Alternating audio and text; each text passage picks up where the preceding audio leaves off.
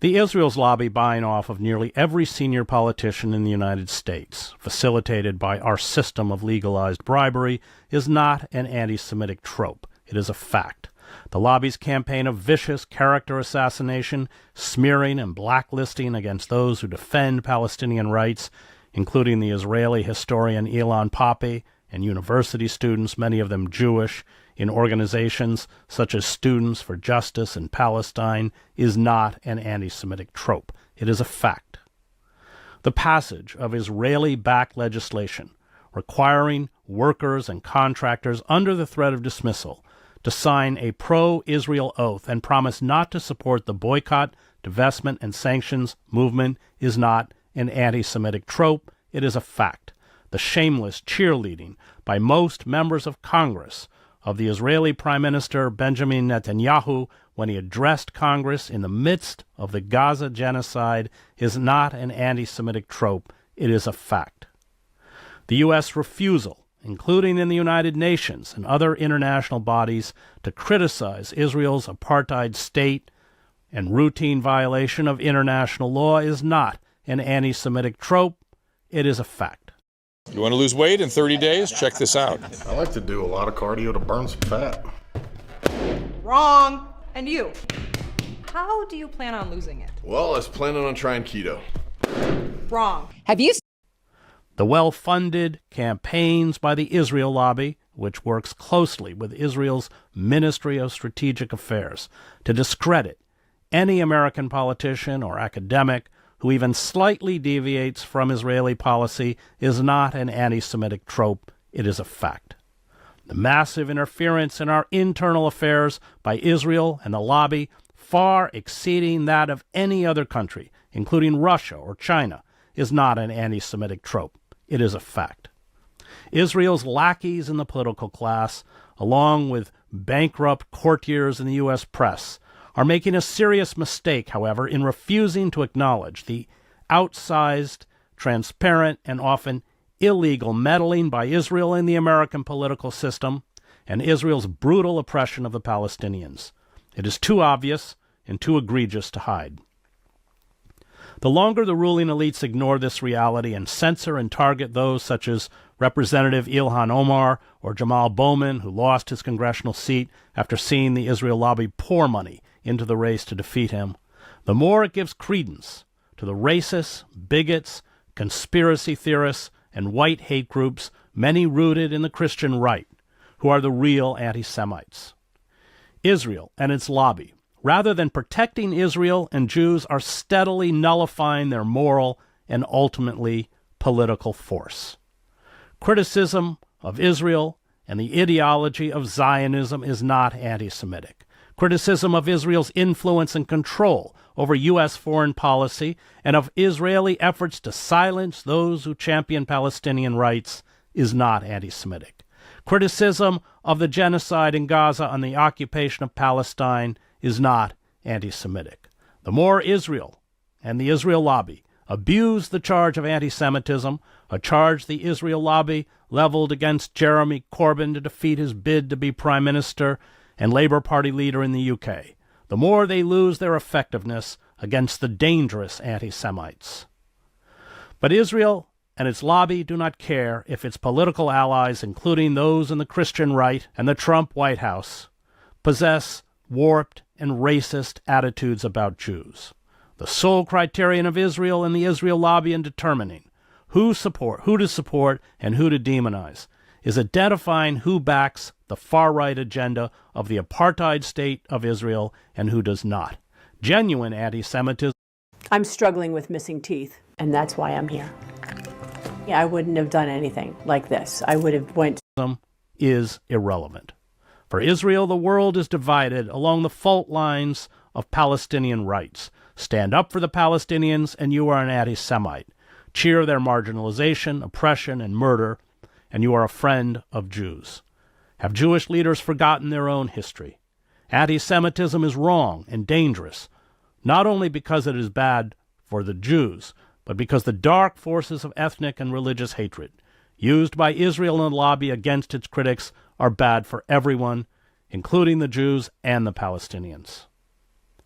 Israel has opened this Pandora's box of evils at its own peril. Joining me to discuss the history and reach of the Israel lobby in the U.S. and the U.K. is the Israeli historian Ilan Pappé, professor of history at the Institute of Arab and Islamic Studies and director of the European Center for Palestine Studies at the University of Exeter in the UK, who has long been a target for Zionists. His new book, Lobbying for Zionism on Both Sides of the Atlantic, explores how a century of aggressive Zionist lobbying has impacted and deformed the Middle East, as well as the political landscape in the U.S. and Britain. So, Ilan, in the beginning of your book, you write, in the history of lobbying for Zionism, you call it a history of prophets, very committed individuals like the Earl of Shaftesbury who believed they were guided directly by God and who promulgated an idea that metamorphized into a political crusade. We've kind of come full circle, of course, with the settler movement. You say, before anything else, Zionism was a narrative. Can you unpack that for us? Yes, definitely. I think in the history of all ideologies that do transform realities, in the end of the day, you don't start with an institution. Sometimes you start with ideas that are being conceived by individuals, but if they are powerful enough and are networking properly with alliances, ideas which might seem very abstract and theoretical are translated into reality on the ground. Now, these particular people I'm talking about in the early history, if you want, of lobbying for Zionism were probably made of two kinds of personalities. You had the more religious ones who were very closely connected to evangelical Christianity, not to all evangelical Christianity, but one particular kind of stream within Christianity. You could call it the Restorationists, people who were very busy writing and thinking about the connection between what they would call the return of the Jews to the Holy Land and the end of time, the return of the Messiah, the resurrection of the dead, and so on. So this was one group of people who were devoting much of their life, their public life, sometimes even their private life, to push forward something that they believed was a religious assignment. Next to them were people who were a bit more cynical about it, and these were people, you can call them imperialists, who saw the theological ideas as a good pretext for fulfilling more secular political roles. In the case of Palestine, these were people who were not very comfortable or did not support the basic British policy throughout the 19th century to keep the Ottoman Empire intact, because people in Britain were worried that once the empire collapses, there will be a total war in Europe over the spoils of the empire, especially the provinces in Europe. And they thought that it was good actually to hasten the fall of the empire. And they wanted not only Palestine, but also Syria and Egypt to expand the British Empire over those areas in order to strengthen both the land and other kind of connections between Britain and its South Asian colonies or interests. So you had these people that probably at the time did not look very important because they didn't have institutions behind them or organizations. But when we read them in retrospect, we see how their ideas, once they had institutions behind them, become strategies, programs, and then affect the life of people in a very significant way. Do you have old pictures on your PC or smartphone? Then this video is for you. Nobody believed me at first, but now way. There were two aspects of this in the early years of Zionism that I found fascinating. One is that it was a top-down movement, had very little popular support. A lot of this, especially by the wealthy European Zionists, it was about moving people under Russian occupation or in Eastern Europe from the shtetls, but not going themselves. And the second was an absolute misreading of the power of, well, let's call it what they called it, world Jewry. Can you talk about those two aspects? Yes, definitely. There was, again, here, I think, a mixture of a genuine concern and a more cynical one. I think some of the people, such as the one who is regarded as a founding father or the main prophet of the Zionist movement on the Jewish side, Theodor Herzl, who I think were genuinely moved by the plight of Europeans, of Jews, I'm sorry, especially in Eastern Europe under the Russian Empire, that as it became more and more nationalistic, that kind of Russian nationalism was also more anti-Semitic than the previous kind of more Tsarist overall ideas of what Russia was. So I think there was a genuine wish to help the Russian Jews, but at the same time, there was a great worry that the kind of anti-Semitic policies of Russia, the more nationalist Russia, would push these Jews into the West, into Germany, Britain, and even to the United States. And by the time that these, I call them the Anglo-Jewish aristocrats and the non-Jewish Anglo-aristocrats, were kind of looking at the idea, this mixture of a genuine concern for people who are under persecution on the one hand, and a more cynical worry from waves of immigration, when they were sort of thinking about these issues, already the first groups of Jews have already arrived in London, especially from Romania and Russia. And we have to all remember that we're talking about Russia with the beginning of also Bolshevik ideas and socialist ideas. So they didn't only see them as an economic burden, because most of them were very poor, but also people who were motivated by revolutionaries' ideas that could undermine the political stability in Britain and later in the United States. So you had this kind of a mixture of concern and cynical ideas. And I think that some of the people who were involved in this, these aristocrats, especially I think second sons and third sons who had more time to deal with this issue, even in a scholarly way, if you want to, fell in love with the idea that maybe the Jews were a nation to themselves, which was both an anti-Semitic idea and a philo-Semitic idea. Namely, if the Jews are a nation to themselves, they're not British. But if they are a nation to themselves, they can still serve a very important role in history, especially if you are a religious, pious Christian or Jew, for that matter. So you had these kind of mixture of imperialist impulses, anti-Semitic, philo-Semitic, I would call it even Islamophobic, when it came eventually to decide who would rule Palestine, and this genuine care for people who were suffering from racist persecution, and it served different purposes for different people.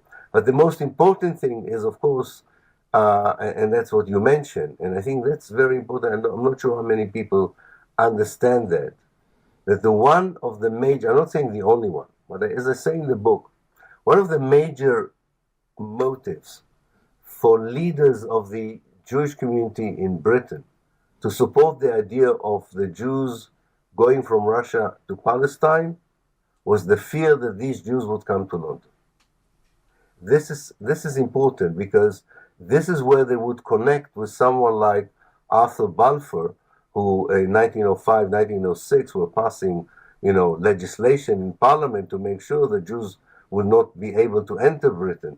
This went together between anti-Semite non-Jews and Jews who were, I would call them anti-Semite to a certain extent, against Jews who were not like them for centuries part of the British society.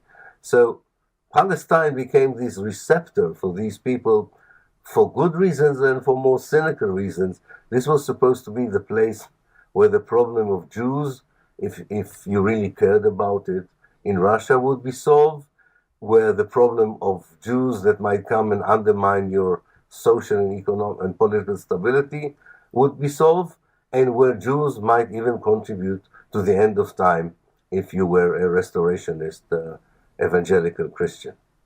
And there was a political divide because socialism was an ideology that much of the working class embraced on the eve of World War I, both in Britain and the United States. But the hierarchy or the leaders of the Zionist movement were very wary of socialism. And I just want to throw in, because it's a fascinating point that you make in the book, is that eventually the European socialist movements embrace the Zionist project.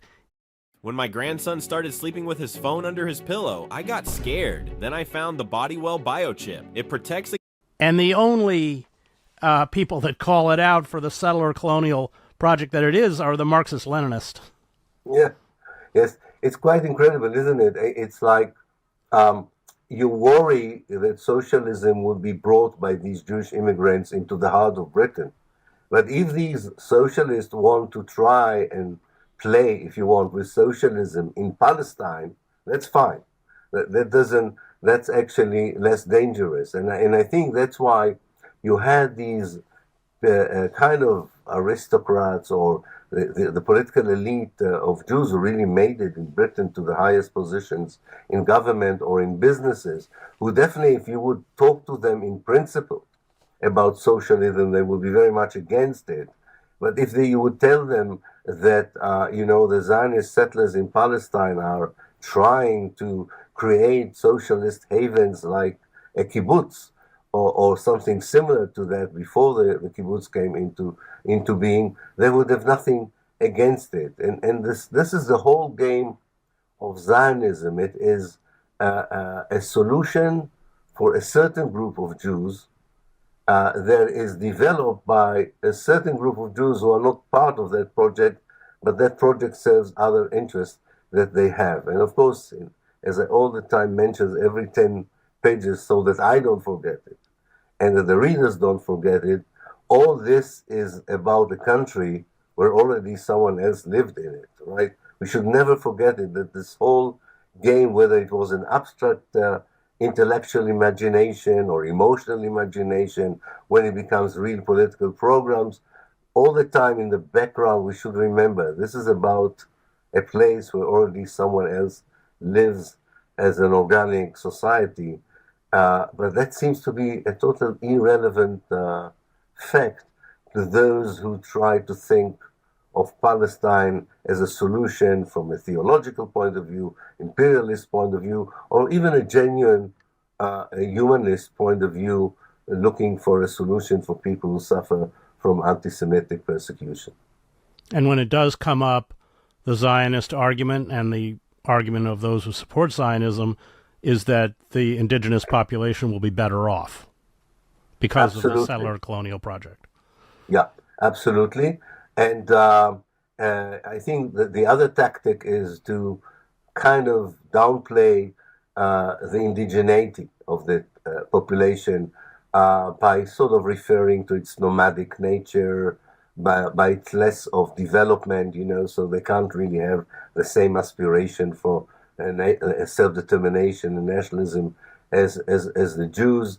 It's kind of a native that is not European, and therefore their collective aspirations do not have to play a very important role, even if they are recognized. In some cases, they're not even recognized. But as I say in the book, some of the family members of the same Jewish aristocrats who supported Zionism, one of the reasons they were against Zionism, the main reason was that they worried that the Jews would be, blamed of having dual nationality and dual loyalty.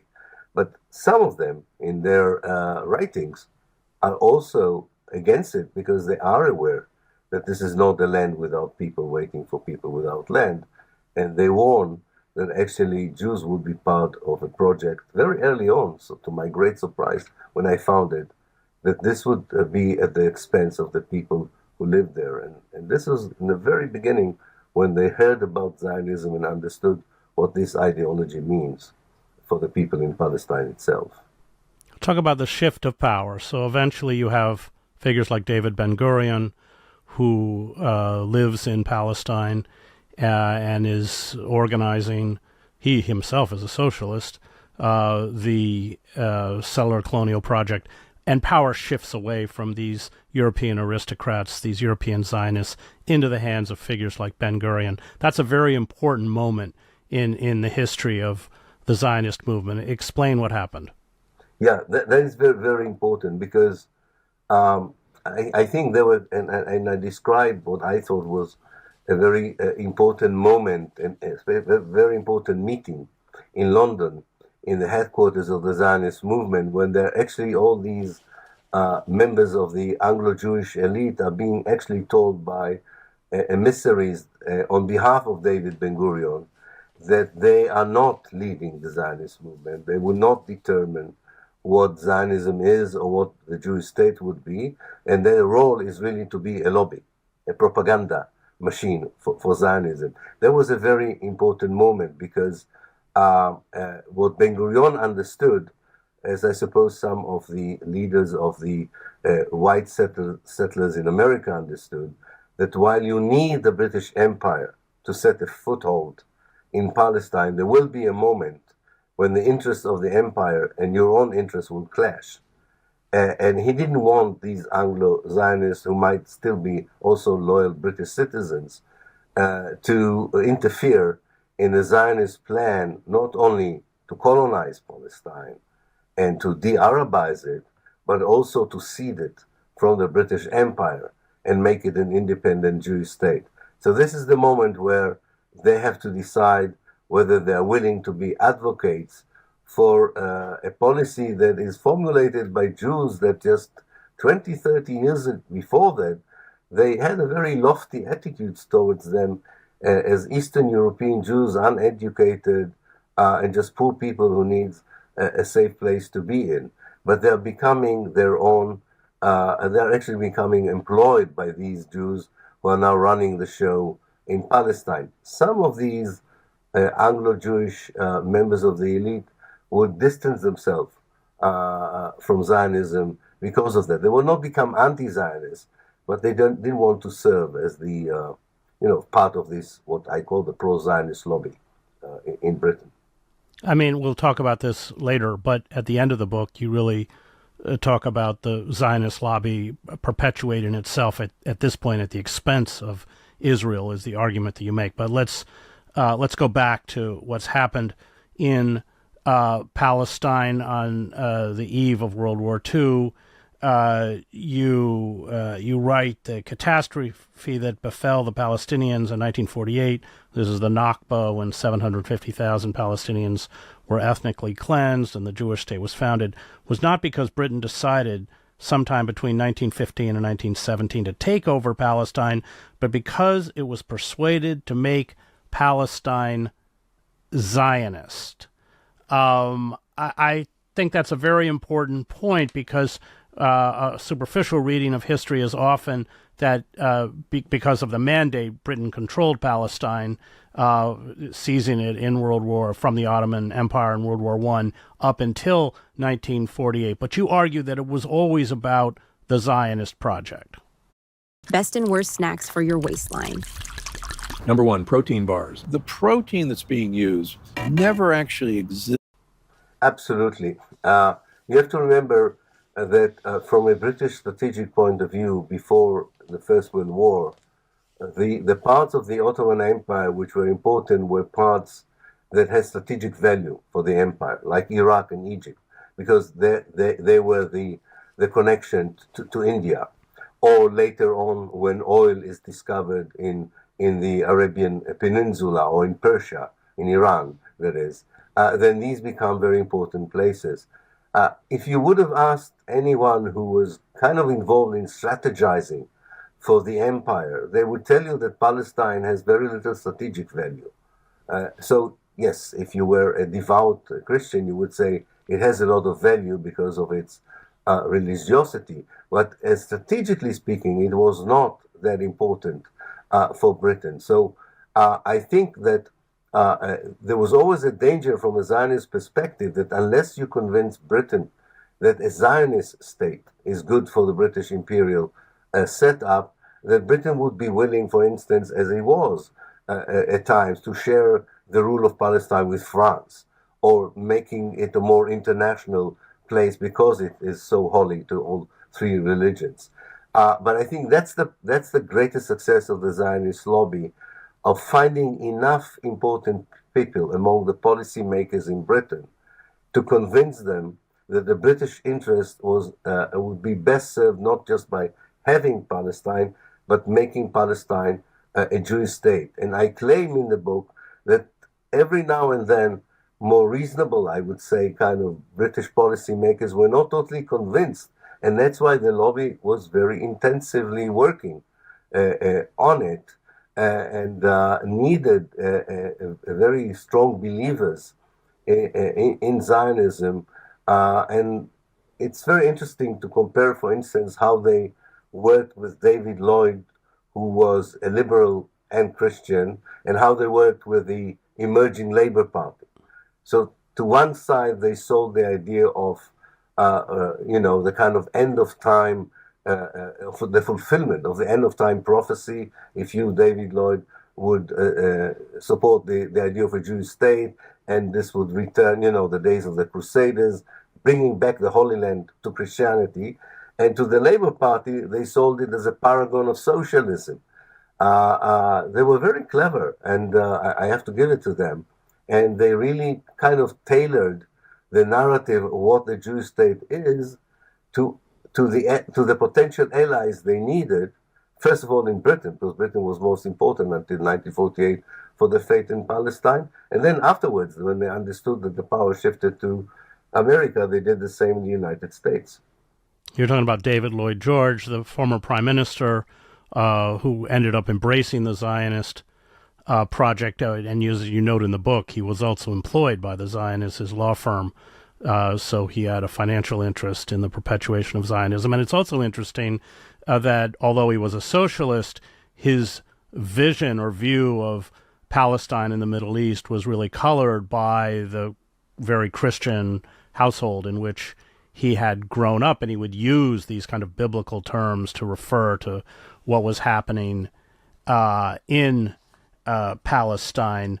The Balfour Declaration, it's well known. This is the commitment, very short, but the commitment on the part of the British government in the middle of World War II to build a Zionist state and appeal to the kind of conspiracy theories that worldwide Jewry and America and everything could bring America into the war, and the Germans might co-opt worldwide Jewry. I mean, it was complete fantasy, but it should be noted because it colored British policy.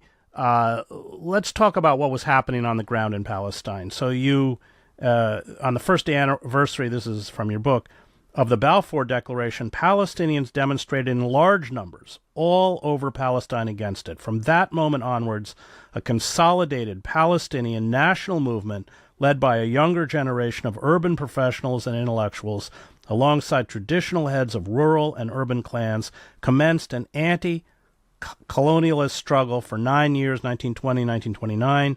The activity consisted of petitions, participation in negotiations with the British government, while building a democratic political structure where parties could elect their representatives to an annual national conference.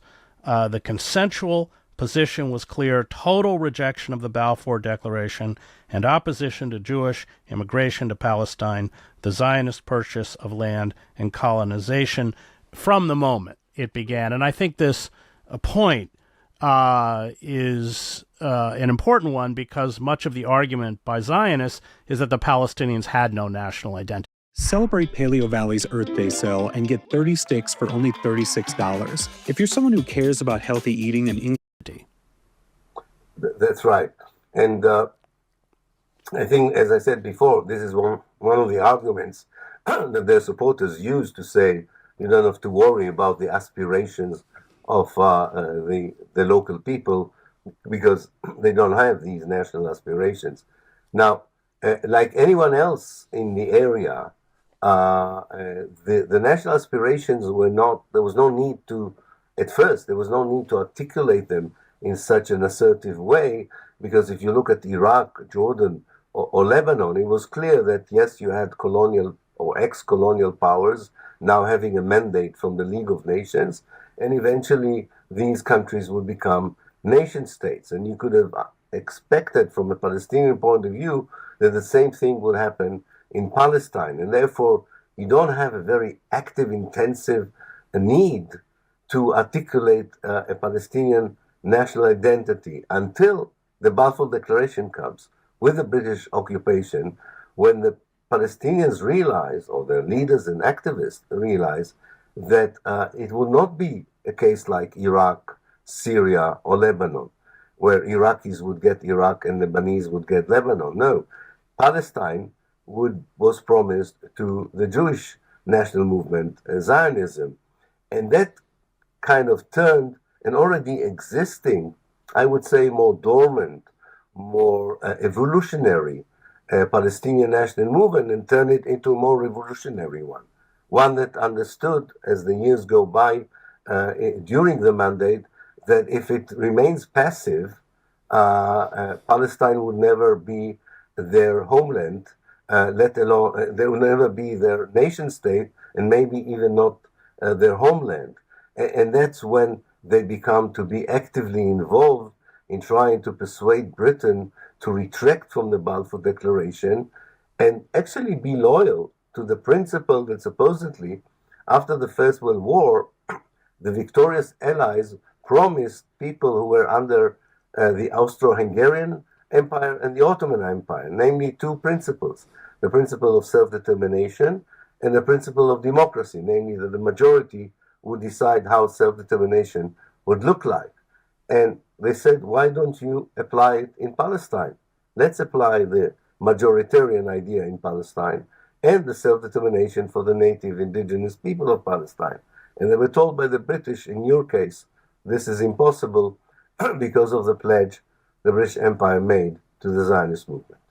Also because David Lloyd George greedily saw the expansion of empire as a plus for Britain. The irony, this socialist prime minister. We did finally have a revolt, 1936, 1937. I think the British have to deploy about 100,000 troops to crush it. It essentially made the 1948 effort to defy the armed Zionist movement that seized most of historic Palestine. But it was timing. I mean, that revolt, which was crushed, essentially weakened the Palestinians to such an extent that by 1948 there was very little they could do to resist. And we can talk about that mythic narrative of, what is it, 6 Arab nations attacking. And that's, of course, hyperbolic rhetoric given the reality of what happened on the ground. But that resistance, as you point out in your book, was from the inception. Originally, it was nonviolent, and then, of course, being cut off right and left and ignored, it erupted into violence. Absolutely. I mean, in the history of anti-colonialist movements, in very few cases you have pacifist anti-colonialist movements. So yes, violence eventually is employed by those who rebel against colonization and oppression. But this is a violence which is employed for existential reasons, in order to prevent being colonized, and not in the case of Palestine, not just being colonized, but being ethnically cleansed from Palestine. So nobody says that they haven't, eventually didn't use an armed struggle. But what is for me so interesting, and again, this comes to me as one of the achievements of the lobby, that even years later, when you narrate anti-colonialist movements in Africa, Latin America, and Asia, many years later, people say, no, these were noble, movements of liberation, whether they were more violent or less violent, and they were right to demand that the colonialist empires would leave the colonies and would allow them to be independent. The great success of the lobby was that many years later, this natural, justified impulse of people to revolt against an attempt to both colonize them and then uproot them, for years was still regarded as terrorism for the sake of terrorism. Something that comes out of a culture of violence and not out of the reality of oppression. And I would say that even today in Britain and the United States, I can find a lot of educated people who would still say, well, what the Palestinians are doing is really terrorism. And it goes back to that period because definitely in pro-Israeli narratives in American and British academia, the revolt we are talking about, 1936 to 1939, and even the Palestinians' attempts to prevent the ethnic cleansing of 1948 are still narrated as the early acts of terrorism, motivated by anti-Semitism and by culture of violence, rather than a classical case of colonized people trying to prevent the colonization of their homeland. Ooh, a McLaren. Wow, this is a really, really nice car. Thank you, man. Appreciate it. Oh, what do you do if you don't mind me?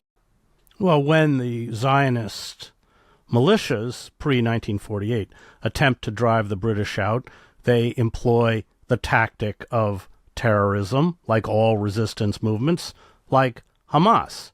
The terrorism, unfortunately, the ANC, the FLN in Algeria, that is in the tool bag, unfortunately, of anti-colonial resistance forces. But, of course, they put a bomb in a satchel or a suicide vest because they don't have an air force. They don't have the tools of, let's call it, state or industrial terror. Yeah.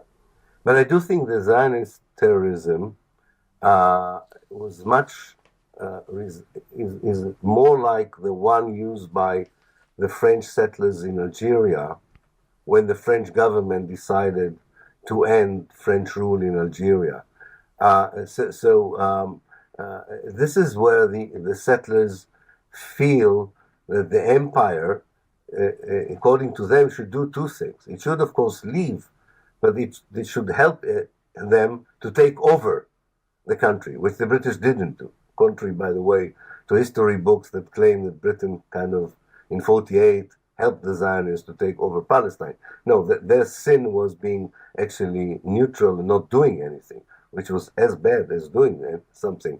But this is really what is so fascinating about it, that, again, the narrative then becomes of the Jewish terrorists becoming the freedom fighters of the future, and the Palestinians still remain in the image in the West of continuing being a terrorist, rather than being transformed in the public eye, as so many people were transformed eventually, like Mandela or the leaders of the FLM or Nkrumah, people who were fighting against not to mention Gandhi, people who were fighting against the British Empire and later on were recognized as leaders of the independent, decolonized world.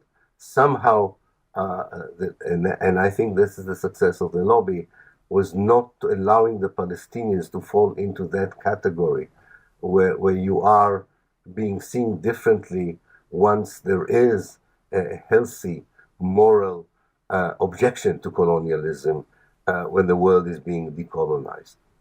I mean, the only difference is that, of course, the French settlers in Algeria were angry because de Gaulle and the French planned to leave, whereas the Zionists wanted the British to leave. That's true. That's true. So throughout this period, and this has crippled the Palestinians, you write they had nothing equivalent to the Zionist lobby, and their leadership had no idea what a powerful enemy they were facing. I, of course, covered Arafat. That was as true for the PLO as it was in the 1920s. Absolutely. It's quite incredible. And I think part of this naive belief that the leaders had, that after all, they were the majority of the land, of the people in the country. They had promises from the international community. The Arab world was around them and would certainly help them. All that led to certain passivity compared to the very effective mechanism of the Zionist lobby. But I think, I can, in retrospect, unravel and unpack how powerful the Zionist lobby was. I don't underestimate how difficult it would have been from Palestine to understand it. 70% of the Palestinians were living in rural Palestine, in villages. World politics were hardly of any interest to them. The idea that someone in London, in Washington, was helping other people, foreign people, to plan their uprooting, their displacement, was very far from their agenda. They could not even begin to think about it. And it's very interesting to compare the kind of negotiations which the Zionist leaders have with the British Empire and later with the United Nations, and the Palestinian leaders have with them. The Palestinians are kind of keep repeating this idea that surely the principle of democracy and self-determination is on their side, as if there is no cynical game that could really be more important than the pledges made to them by the international community. Whereas the Zionists all the time assume that what matters is hardly any pledges or any international decisions. Even the partition plan is very clear that Ben-Gurion tells the people in London, forget about the partition plan. That what was important is recognition of the Jewish state. But that was not important. The partition plan itself was not important because Israel's border would be determined by the army and the alliances that it would have in the world and so on. It was a very different take on the code of behavior in the region and in the international community that allowed the Zionist movement to build a very strong alliance, and the Palestinians were not able to match it in any way. Before we go on, there's an important point you make, because the Christian lobby, Christian Zionist lobby, which of course is huge today within the Christian right, is a natural kind of ally with the Zionists, perhaps at this point Israel's most important ally in terms of popular support in the United States. You write an important pillar of this coalition was the white settler colonial community in the U.S. I think that's extremely important, whose elite segments were now easily convinced of the religious basis of another settler colonial project, this time in Palestine. So from the beginning, the let's call them Christian Zionists or Christian fundamentalists, their interests, and of course they deify our own white settler colonial project. It's been a powerful force in shaping the creation of modern Israel. Absolutely. It's if you look at the discourse, the language, the images, the early European settlers, or some of them, used when they arrived in what became the United States and Canada later on.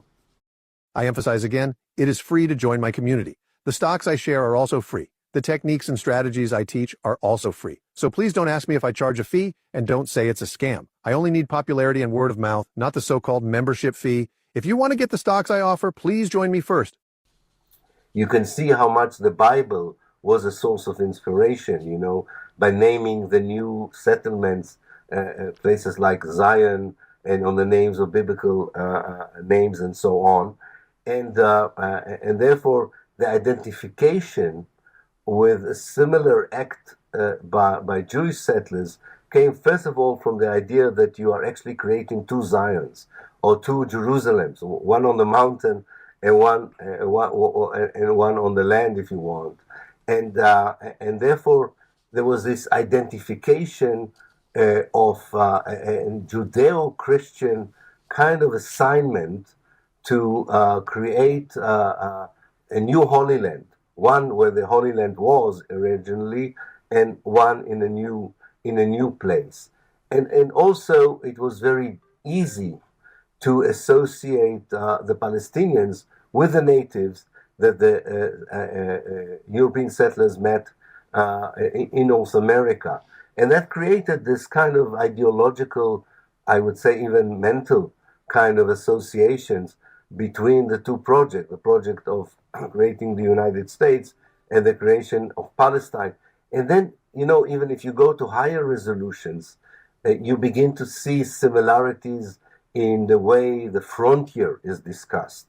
The frontier where, you are meeting the savages or the non-civilized people, and you fight in order to civilize the next space where still the natives are controlling.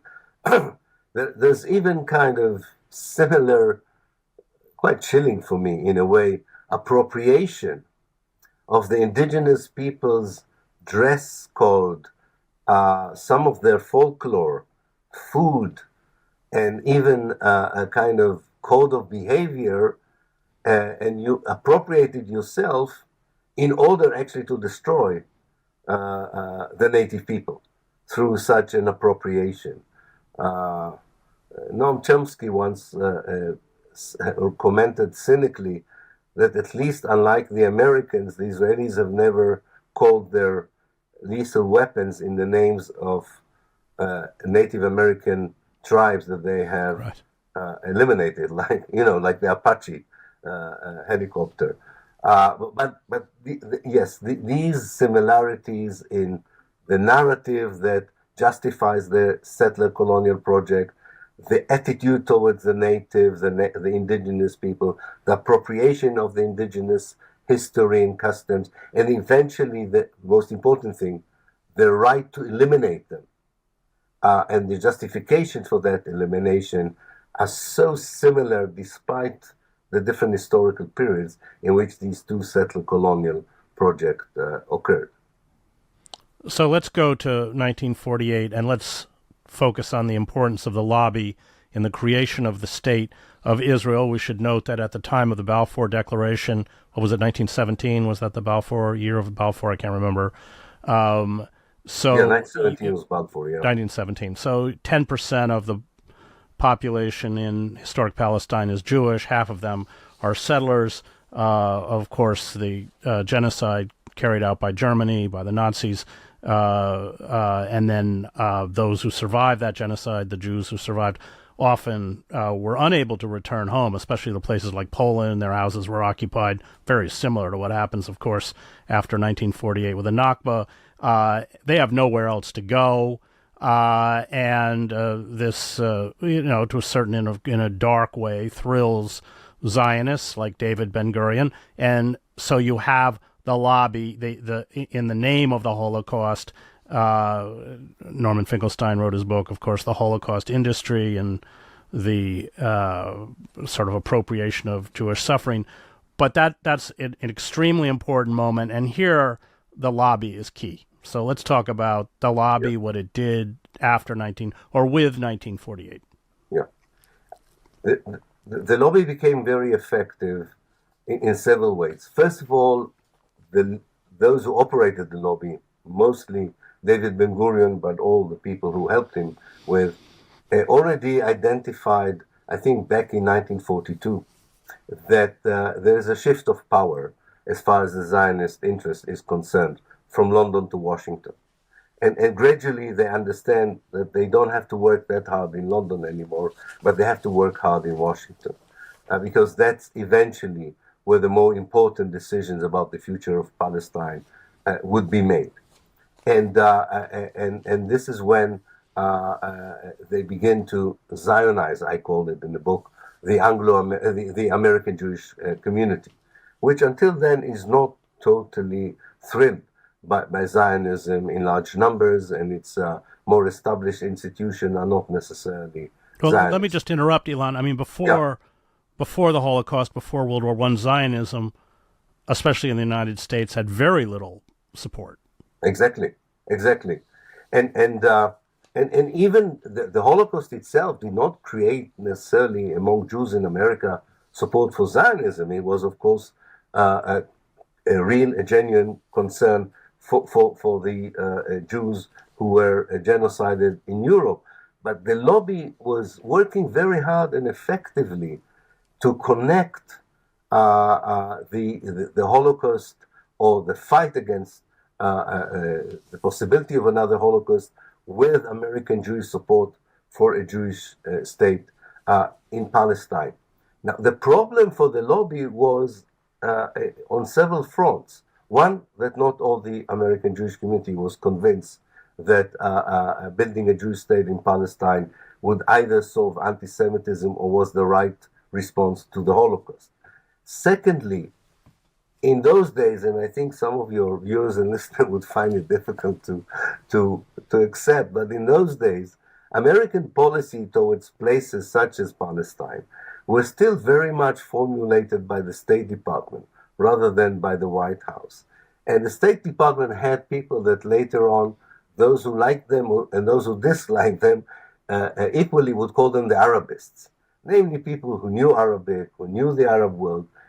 And these people identified more with the Palestinians, one should say, and also saw the total American support for a Jewish state in Palestine as undermining American interest in the region as a whole. So you had also a much more neutral and professional, if you want, State Department that created a problem to the Zionist lobby. In fact, to the point that even after the partition plan was adopted, because the partition plan led to violence on the ground in Palestine immediately after it was adopted in the end of November 1947, the State Department advised the president, and for a while Harry Truman accepted it, that maybe America should, withdraw its support for partition and support one democratic state in Palestine, which for a few months was the official American position until the lobby succeeded pressuring Truman in an election year to retract his support for the one state and go back to support partition. So this is not America of today. This was a United States where politically, ideologically, you still had some forces at the policy-making level that were still doubtful about the wisdom, even the strategic wisdom, some of them even about the moral wisdom, of supporting a Jewish state at the expense of Palestine. And therefore, it was very important for the lobby to work hard. Another and final example is the vote in the United Nations that eventually decided to recognize the right of the Jews to have a state in at least half of Palestine, and later also legalized the takeover of 80% of Palestine. Although most of the colonized world was still not represented in the United Nations General Assembly, so despite the fact that the United States has a lot of influence on the General Assembly at that time, even then there were some member states who were not entirely convinced about the idea of a Jewish state, especially those who were aware about the reality in Palestine. So the lobby was working day and night to, persuade the president to. Do you know what eating cabbage can do to your heart?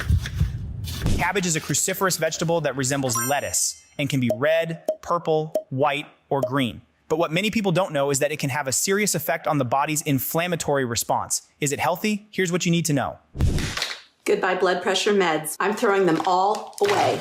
Why? Because after hearing Dr. Livingood, I don't need them anymore. I'm a doctor, and I quit. Years ago, I made a New Year's resolution for myself that I would no longer participate in what our country calls healthcare. It's actually sick care. It doesn't restore health. It just profits off of people staying sick. Like, why don't doctors tell patients that eating something as simple as a grapefruit every day supports blood pressure in a natural way? Why don't doctors tell patients to focus on herbs or certain foods to heal? I believe that real health is possible, and I believe that you are the solution, not all the pills. Most people think it's impossible to get healthier once things start going downhill, but eating something as simple as cabbage and cucumbers can help with maintaining healthy inflammation levels, and cinnamon and brown rice can help balance blood sugar. What else can foods do for our health? So that's why I wrote Living Good Daily. So my book just came out, and it is the guide to help you experience real health. Like literally the guide. It has a 21-day challenge, what to eat, what to do, how to fix it. You can get this resource right now, and I committed that I want to change as many lives as possible. So I'm giving away thousands of these books, and you can grab the free resource. All you have to do is claim yours right now. Now, before they're gone, once I run out, that's it. But I've committed to give several thousand away this year, and you can get it right at this moment. But you have to click it. This is going to be gone, and then the books will be out. So somewhere on this page, wherever you're watching this on, I'm not sure, or whatever platform you're watching it on, find the button, click the button, click it. So find the button on here, you have to click it. The way procrastination is the biggest thief of health, so don't miss out. I'm out of here. Make sure you grab your book. See you real soon. You're still watching, which means you haven't clicked yet. Find the button, click it. Procrastination is the biggest thief of health. If you don't click the button, you don't get the life change, and that's what I want for you. So click the button. Click it. To break free from unnecessary medical bills, click below to claim your free copy of Dr. Livingood's book and discover how to experience naturally good health.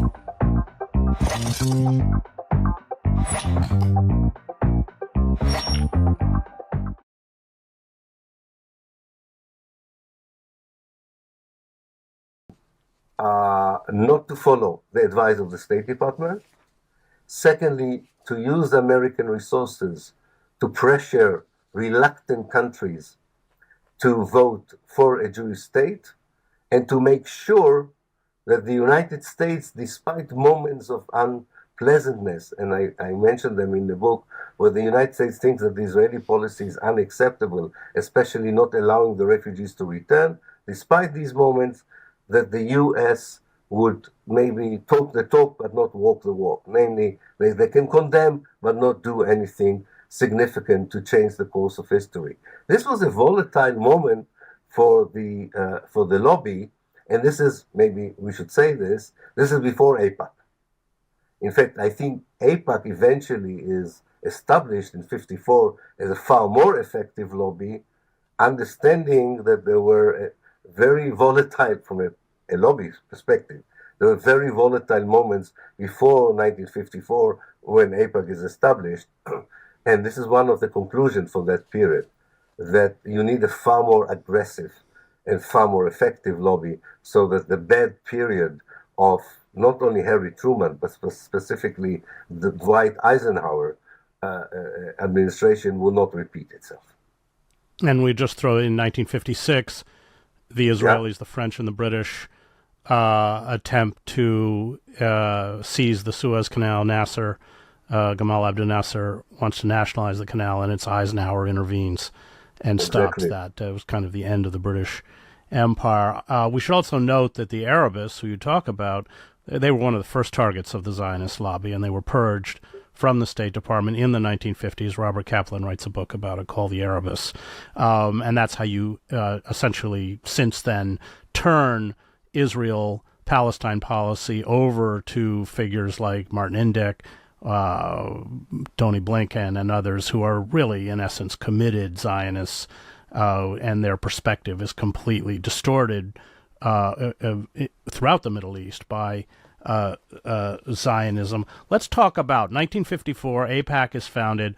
That really is the creation, certainly in the United States. We can talk a little bit about Britain, and I do want to talk about Tony Blair, which I didn't know until I read your book. His political fortunes were essentially underwritten by the Zionist lobby and allowed him, as you point out in the book, to ignore the traditional base of labor, which were unions, which, of course, Blair betrayed the working class of Britain and the union movement. But let's talk about the lobby, the creation of the lobby and how it works. We just saw Prime Minister Netanyahu address Congress. I think it was the fourth time. The Congress was, rapturous. I mean, this is a guy there's a warrant for his arrest, of course, as a war criminal. His ongoing genocide in Gaza. But Congress was always the key. Maybe the media was very important, but clearly the within the U.S. system, the Zionist lobby realized they had to own Congress, which they do to this day. And if you oppose even tepidly the Zionist project, Jamal Bowman and others, you are targeted and often pushed out of the political system. So let's talk about the machinery of the lobby from 54 onwards and how it works. U.S. General from Harbor Freight provides high quality and advanced features at a fraction of the price. From roll cabs, carts, and accessories to tool organizers and part trays. Designed for everyone from the weekend mechanic to the accomplished technician. Integrated power, hundreds of combinations, backward compatibility, and customization. Available only at Harbor Freight.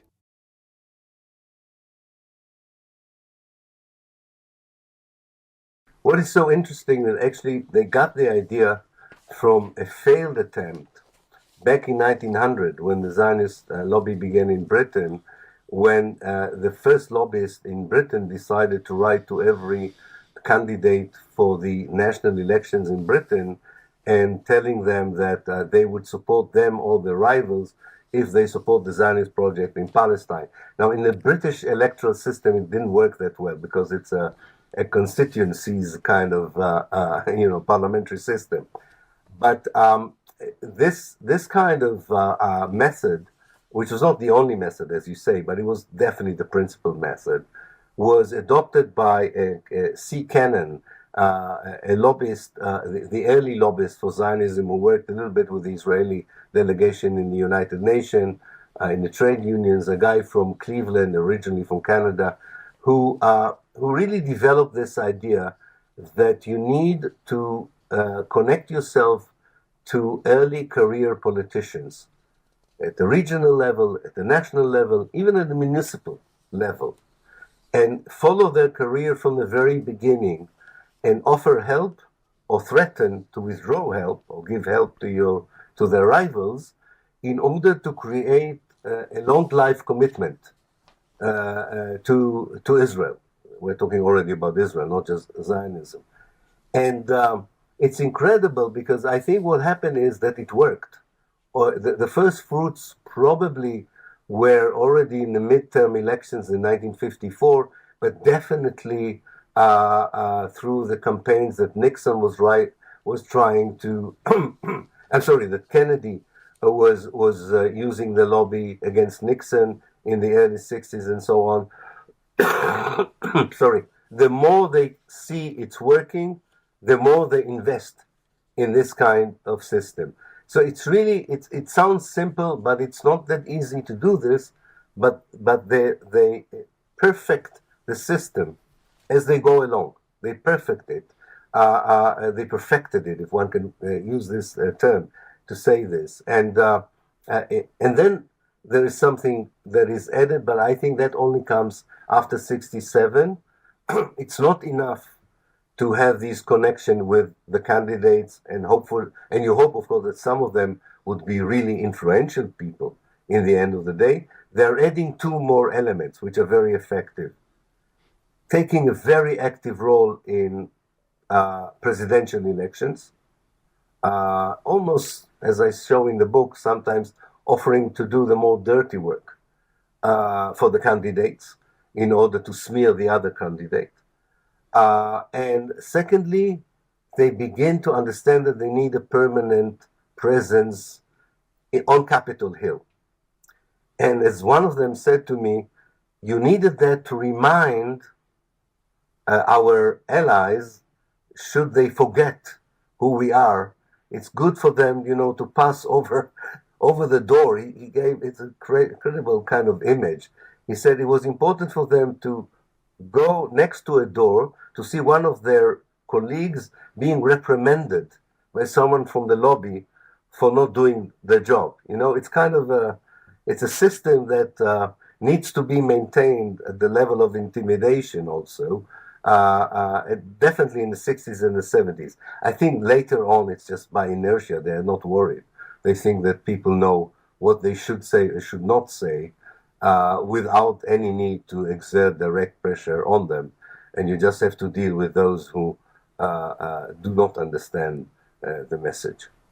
And of course, they're highly funded. You have these figures, modern figures like Haim Saban and others. We're talking about massive amounts of money, and the American system is a system of legalized bribery. And if you defy the lobby, and let's talk a little bit about Senator Fulbright, the chair of the Senate Foreign Relations Committee. Right. He decides to investigate AIPAC's financial affairs, and you can lay out what happens.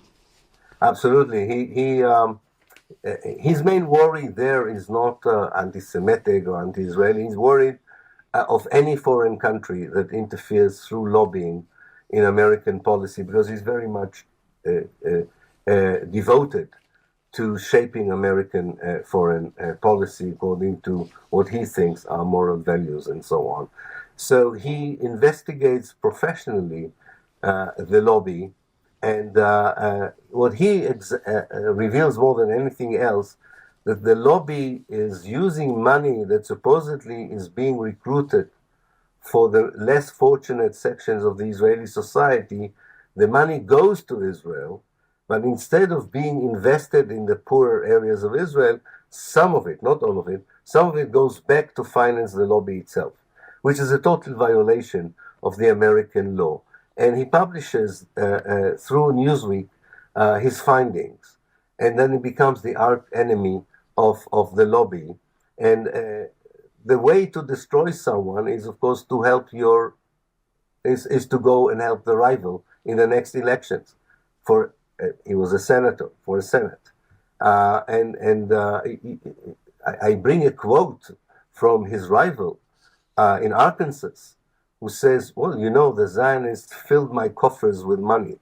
I had no problem, I had no issue with money, he said, in my elections, and he defeats Fulbright. But it's more than that. They kind of defame him, destroy his reputation, and in many ways destroy his political career for exposing the less legal aspects of their activity. And he's one of many to come, of course, who would suffer a similar fate for daring to challenge the lobby. Before we go into where we are today, because it's an important point you make in the book, the lobby used the arms sales to Jordan, we're talking about to other Arab countries, as a pretext for demanding more arms for Israel. Even today, this quid pro quo continues to be Plan B for the lobby. You either stop arms sales to the Arab world, or you concede but demand compensation for Israel. Even after the Abraham Accords, this was under Trump, a set of peace agreements between Israel, the UAE, Bahrain, and Morocco were concluded in 2020. Arms deals for Arab countries continued to be balanced by more aid to Israel, making sure the arms race never ended. This is very interesting. What the lobby found out, that the arms industry in the United States does have vested interest in the Arab world. And they are sacred to them. Namely, the Arab clients are, despite their support for Israel, they don't want to lose their Arab clients. And the more some of their Arab clients, and I'm talking about states, not about persons, right? Some of these clients become richer and richer because of oil and petrol and fossil energy. They can buy a lot of weapons. And therefore, the lobby finds out that even if Israel demands that a certain, kind of very important weapons or the most updated weapons would not be sold to Arab neighboring countries, the counter lobby of the arms industry is powerful enough to convince presidents not to do that, despite the demands of the lobby. So what they do, they say, okay, if we can't prevent sales to Jordan, we can demand selling more weapons and more modern weapons, kind of cutting-edge weapons to Israel. So the kind of, and I call it the mentality of the lobby. You need to feel that you are winning. Sometimes, I was very surprised, sometimes these demands to increase the weapon supply or the arms supplies to Israel are not even a request that comes from Israel. It is what I call the power for the sake of power. If they cannot do that, they might, in their own eyes, they're losing their grip on the Congress. They're not powerful enough. So sometimes they ask for more weapons to Israel in order to show to themselves that they're still a very powerful lobby, because they did not succeed in the first round to prevent the arms sales to Saudi Arabia or Jordan. This is incredible because the longevity of this lobby is also its weakness, because it becomes an animal by itself. It's not only serving the interests of Israel, it is a powerful mechanism that is living for power, enjoys power, and sometimes even forgets what the power. Homemakers has the mattress you're looking for at a price that can't be beat. Shop Homemaker's Sleep Shop for hot-priced mattresses, like this queen mattress in a box, only $299. In stock and available today. Shop in-store or online at homemakers.com.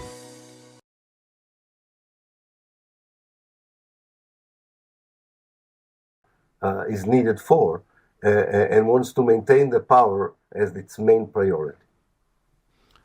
I think you argue at the end of the book that, and let's put it in the context of the current genocide, where I think that the mask, Israel's attempt, and you write about these investing all sorts of money to change perception, control academic studies, intimidate the media, that mask has really dropped away with this live-streamed genocide. I don't think it's coming back. But you argue at the end of the book that in essence the lobby is counterproductive to Israeli interests itself. So let's talk about, since October 7th, the role of the lobby, what it's done, and I think it's kind of spinning its wheels in the mud. I don't think that it's working. No, it's not. It's it kind of decided to frame as its enemies young people, conscientious sections of the American civil society, minority groups, people who maybe, people mainstream America may consider some of them naive, but very few people would regard them as immoral or enemies of the state. And this is the main problem of the lobby now. Its enemies are people that actually have a spirit that in the past Americans used to admire.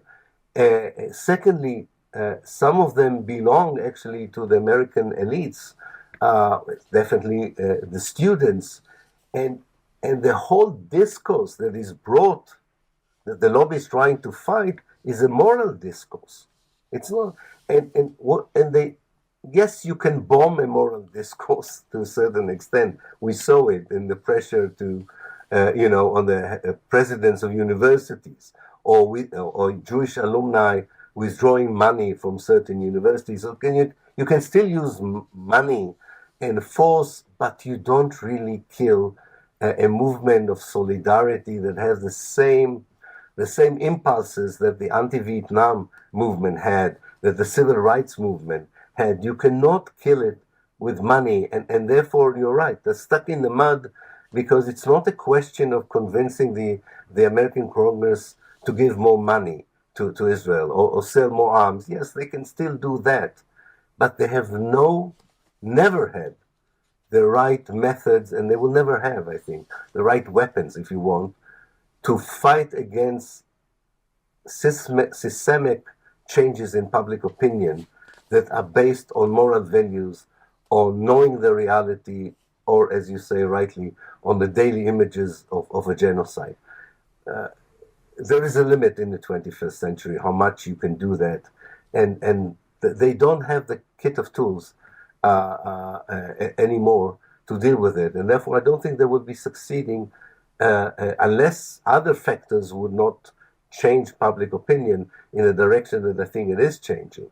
And of course, they still have the chunk of, you call it the Trump, maybe the Trump base in America.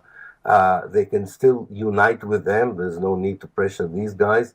But they understand that they are losing a very important section of the divided American society. Well, and they've lost the facade. I mean, they may get support from Trump, but they've lost that facade. And just to buttress that point, you write, the way AIPAC decided who Israel's enemies were often had very little to do with the actual policies, which were frequently to Israel's advantage. They decided simply based on how obedient an administration was to the lobby. America's endorsement of the Oslo Accords was not a milestone on the road to peace for AIPAC, but a testimony to its own failure to influence American policy. And you make that point throughout the book, that it no longer becomes whether it's good or bad for Israel, but they have to constantly assert their hegemony within the American political system. Absolutely. Absolutely. It's and I think on the way they lost some of their own people, especially those who were more bipartisan in their view, people who were more democratic, or came from the Democratic Party into AIPAC. You know, even Martin Indyk, who just passed away this year, eventually was more against the lobby, and we remember him being a pillar of the lobby.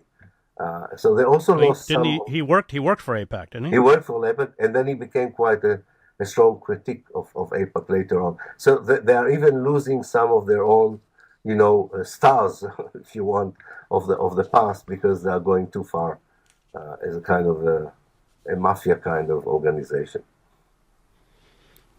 So let's talk about, just to close, where you think we're headed.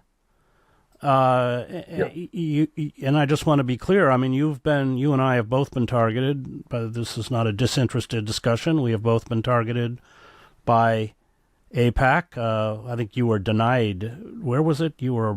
I was detained in Detroit for 2.5 hours. Yes. Right. Yeah, I was detained in Newark. So okay. for about 2.5 hours too. Okay. Even though I had a valid American passport. Yeah.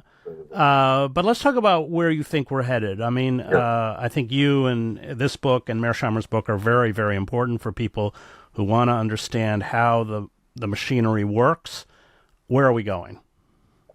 I think in terms of the lobbying in America in particular, but also in Britain, in a way, I think the lobby is losing its efficiency and efficacy, although it still has the power, of course, to change policies. And I think its major problem in America, and I'm not an expert on American politics, but I think its major problem in America is that although it allied itself now totally with the Republican Party itself has very strong elements of isolationism, that even led to a very different kind of more careful policy towards military aid to the Ukraine, not only to Israel. I think the main problem for AIPAC is that not only Israel is not considered anymore a moral value, a moral asset to a young American generation.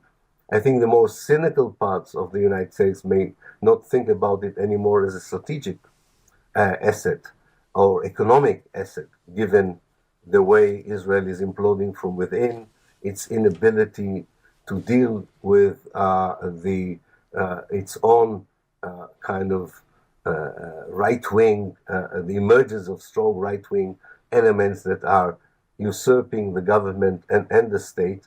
And therefore, I think we're heading into a very volatile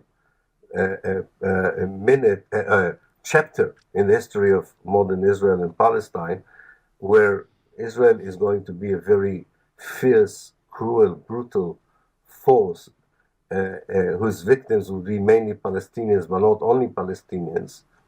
And it would be very difficult for American administration to consider it as a reliable ally or an easy ally to deal with, although they will be still committed because of their own interests in the area. But I think because of that, the lobby would find it far more difficult to find allies beyond Christian Zionists, the most basic base of Trump. They're losing the Jewish community. They're definitely losing the young Jewish community. So in the long run, I do think that lobbying for Israel and Zionism 10 or 15 years from now, the way Israel is developing, would be a far more difficult job to do, even in an America that may not go the progressive democratic way, even if it for a while will go towards the direction of Trump or the Republicans and so on. It's not an asset anymore for the cynical Americans, for the more conscientious Americans. I think that we are witnessing the last chapter in the history of that lobby. But I'm an historian, and when I say last chapter, unfortunately, it means few years, not 1 year or two. And how do you see the genocide playing out? I don't have an answer to that question, and you may not either. Yeah. How do you see it? What is the denouement of, what are we, 10, 11 months now of this? Well, I'm afraid to say that the next 10, 11 months are much of the same, in the sense that Israel has taken half of its army out of the Gaza Strip, and it's now allowing a kind of an attrition war between itself and what remains of the military force of the Hamas. I don't think they have a strategy beyond that, because they are not willing to go along with the idea, at least Netanyahu is not willing to go along with the idea of replacing the Hamas with another Palestinian government or an Arab Palestinian government. And anyway, I don't see the potential partners for this anyway. It's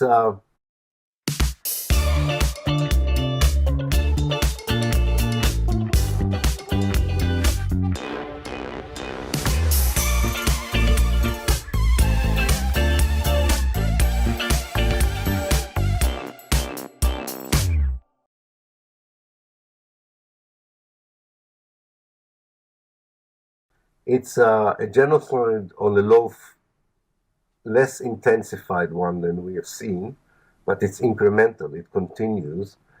And I think in the end, and I don't know if it's a year or 2 or 3 years from now, it would be something that important regional and international actors would not tolerate. They're still tolerating it, but will not tolerate. Now, not tolerating the genocide could be a regional war with Iran and Lebanon and maybe other factors.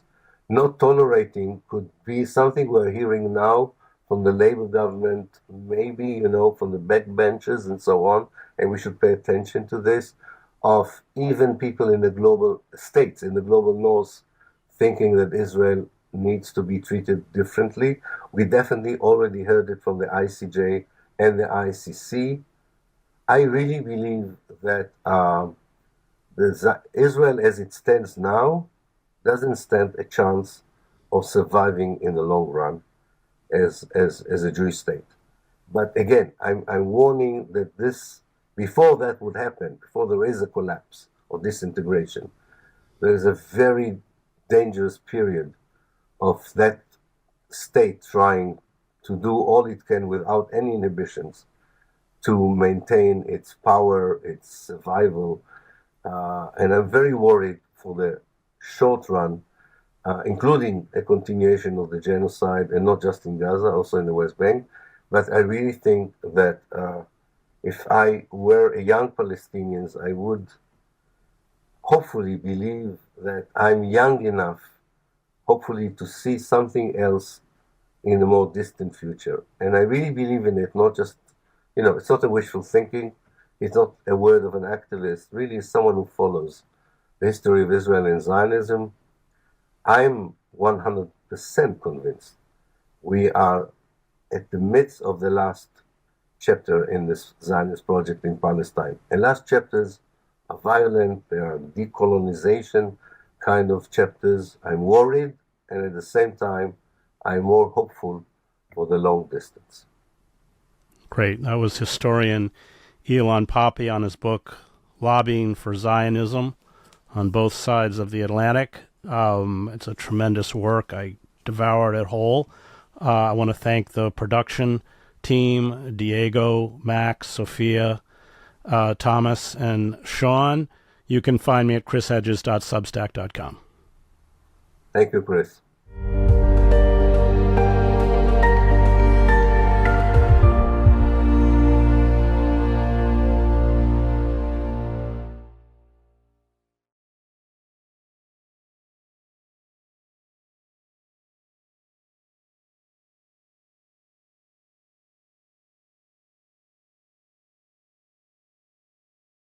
We buy and book at discounttire.com, which means more time for winning. The world's largest tire is in what U.S. city? I got nothing. Allen Park, Michigan. That's correct. Wait less time when you buy and book online with Discount Tire. Let's get you taken care of. Now she is so fun, playful, happy, energetic. Since switching to the farmer's dog, I noticed that they're starting to actually act like puppies again. She has more energy, her digestion's great, her mood's better, and she's actually excited for every meal.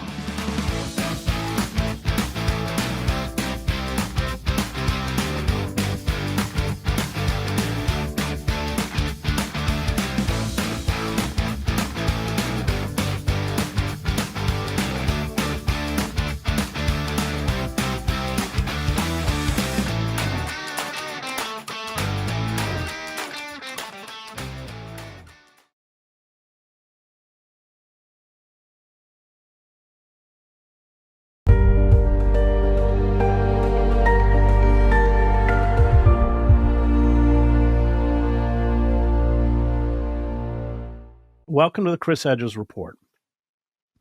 At the age of 5 in 1950, Avi Shlaim, former Oxford professor in international relations and one of the preeminent historians of the Middle East, was forced to leave Iraq, where his family's roots stretched back generations. They fled to the new state of Israel, the once thriving Jewish community in Baghdad, of which he and his family were a part, numbered some 130,000 people before the creation of the Zionist state. Today, it has all but vanished. In his book, Three Worlds, Memoirs of an Arab Jew, he evokes this lost world, one that was often highly educated, cultured, multilingual, and lived in harmony with Sunnis, Shias, and Christians in the newly formed nation of Iraq following the carving up of the Ottoman Empire in the wake of World War I. His narrative is at odds with the official Zionist narrative, which argues that anti-Semitism is hardwired into Islam, and that the Jews in the Arab world before the creation of the State of Israel in 1948 were a persecuted minority that needed to be rescued and transported to the new Jewish state. The years 1950 and 51 marked a cataclysm for Iraqi Jews, Professor Shlaim writes. In the space of just over a year, nearly the entire community left behind their ancient homeland. My family was among them. Our comfortable lifestyle collapsed around a change I could not even dimly comprehend as a child. Ever since, I've been trying to make sense of what happened and why. This exodus, he writes, became a rout after 5 bomb attacks on Jewish targets in Baghdad between 1950 and 1951. Who carried out these terrorist attacks, in which Jews were injured and killed, has been debated for 75 years, with 2 Israeli official commissions of inquiry. Professor Shlaim's research, based on interviews with those involved and Israeli documents, concludes that 3 of the 5 bombings were the work of the Zionist underground, part of an effort to frighten Jews into leaving for Israel. Once in Israel, Professor Shlaim and his family, because they were of Arab descent, suffered discrimination from the European Jews who dominated Israeli political and cultural life. He writes, "By delving into the history of my family in Iraq, I gained a better understanding of the nature and global impact of Zionism. Zionism was a settler colonial movement. Looking back, it seems to me utterly indisputable that the creation of Israel involved a monumental injustice to the Palestinians. 750,000 Palestinians, more than half the total, became refugees. What the story of my family brought home to me, however, was that there was another category of victims of the Zionist project, the Jews of the Arab lands. Moreover, there was a link between the ways that the Zionist movement treated the Palestinian Arabs and its treatment of the Arab Jews. Both groups were a means to an end: the construction of an exclusive Jewish national state in the heart of the Middle East. The same colonial institutions that displaced the Palestinians were tasked with absorbing the Jewish immigrants from the Arab lands, and the same arrogant, Eurocentric, Orientalist mindset greeted the Jewish newcomers from the East. Joining me to discuss his book, Three Worlds, Memoirs of an Arab Jew, is Professor Avi Shlaim.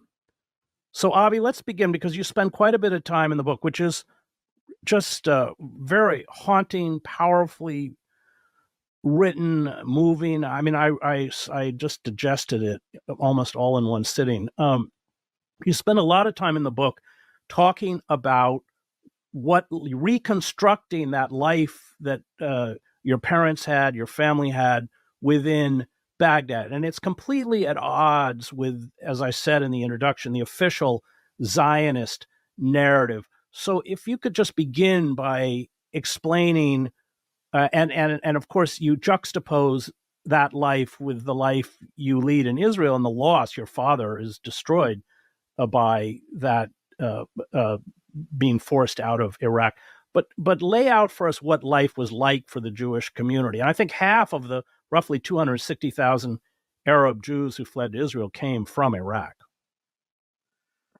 So, as you pointed out, my purpose in writing this book was to reanimate, to recreate a unique Jewish civilization of the Near East, which has been blown away in the 20th century by the cold winds of nationalism.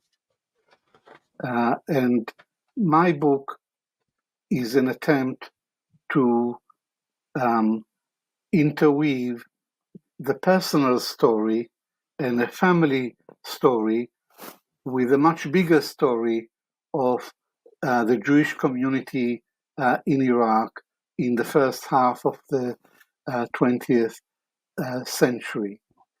And as you pointed out, my account flatly contradicts the Zionist narrative, which says that there was endemic, perennial anti-Semitism throughout the Arab and the Islamic world, and it was this deeply ingrained anti-Semitism that forced the Jews to leave the Arab world and to come to the newly established state of Israel. And in my book, I try and give an honest account of what life was like in Iraq before our move to Israel.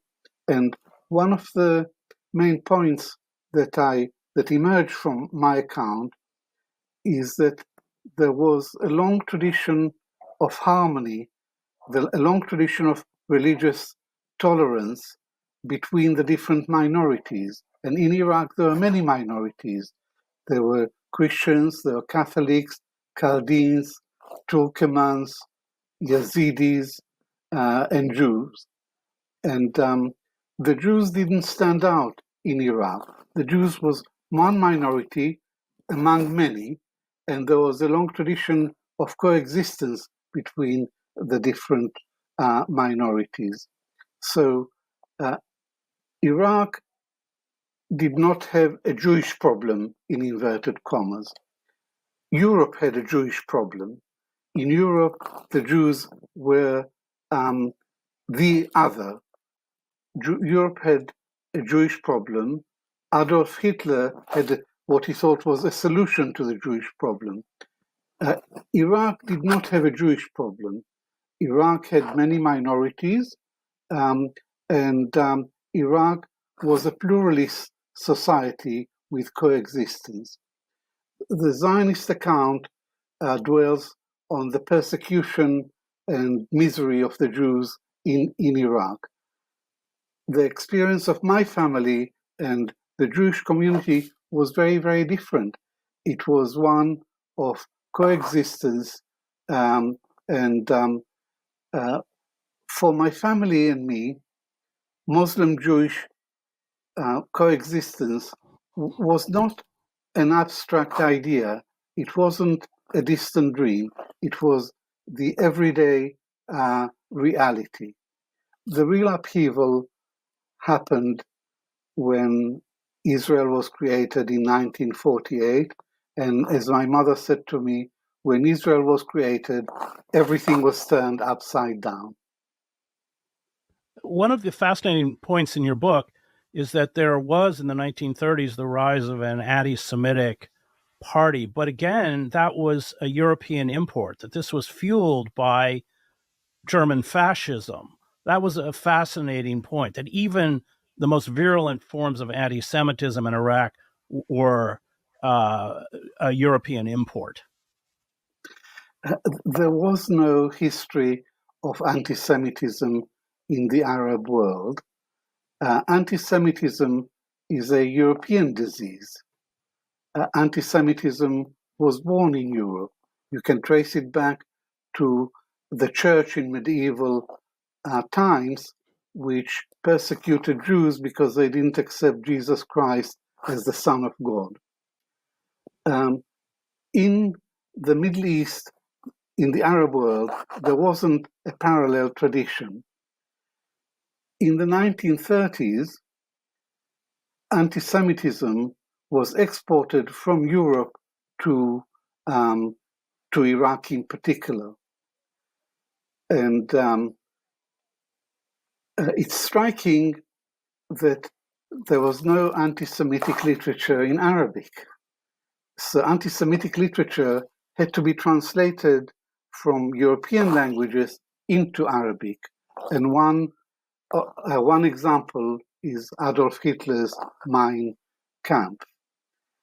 The situation of the Jews in Iraq was very, very different to that of the Jews in Europe. In Iraq, the Jews did not live in ghettos. In Iraq, the Jews practiced all the different professions. It took Europe much longer than it took the Arab world to accept the Jews as equal citizens. We, my family and I, in the Jewish community, we had much more in common linguistically and culturally with our Arab compatriots than we did with our European co-religionists. So we were very much part of the fabric of Iraqi society. We were not a foreign body. There were thriving Jewish communities throughout the Arab world, in Lebanon, in Syria, in Iraq, in Egypt, throughout North Africa. But the Jewish community in Iraq was the most successful, the most prosperous, and also the best integrated of all the Jewish communities. And your family was quite prosperous. Your father was quite a successful businessman. So you grew up in privilege in Baghdad. Indeed, we were an upper middle class society. We were very privileged. My father was a very successful merchant. We lived in a palatial house. We had many servants. My mother was a lady of leisure, and it was a secure, comfortable, almost Sybaritic lifestyle. Very comfortable lifestyle, and we were indeed privileged. And I don't claim that we were typical of the Jews in Iraq. The Jews in Iraq belonged to all different classes, and there was also a large number of very poor Jews in Iraq, and there was a large middle class. So I write about my own experience, and I make it clear that I do not generalize about the rest of the Jewish community in Iraq. I want to talk about Zionism as an ideology before we talk about the creation of the State of Israel. It did not have much support among the Jews in Iraq. You write, Zionism emphasized the historical connection of the Jewish people to its ancestral homeland in the Middle East, but it spawned a state whose cultural and geopolitical orientation identified it almost exclusively with the West. Israel saw itself and was regarded by its enemies as an extension of European colonialism in the Middle East, as being in the Middle East, but not of it. In this Eurocentric state, it was impossible for people like, you write about your grandmother, to feel at home. But that was typical of most of the Iraqi Jews. They did not identify as Zionists. No. Zionism was a European movement by European Jews for European Jews. It did not really relate to the Jews of the East. And indeed, the early Zionist leaders tend not really relate to the Jews of the East.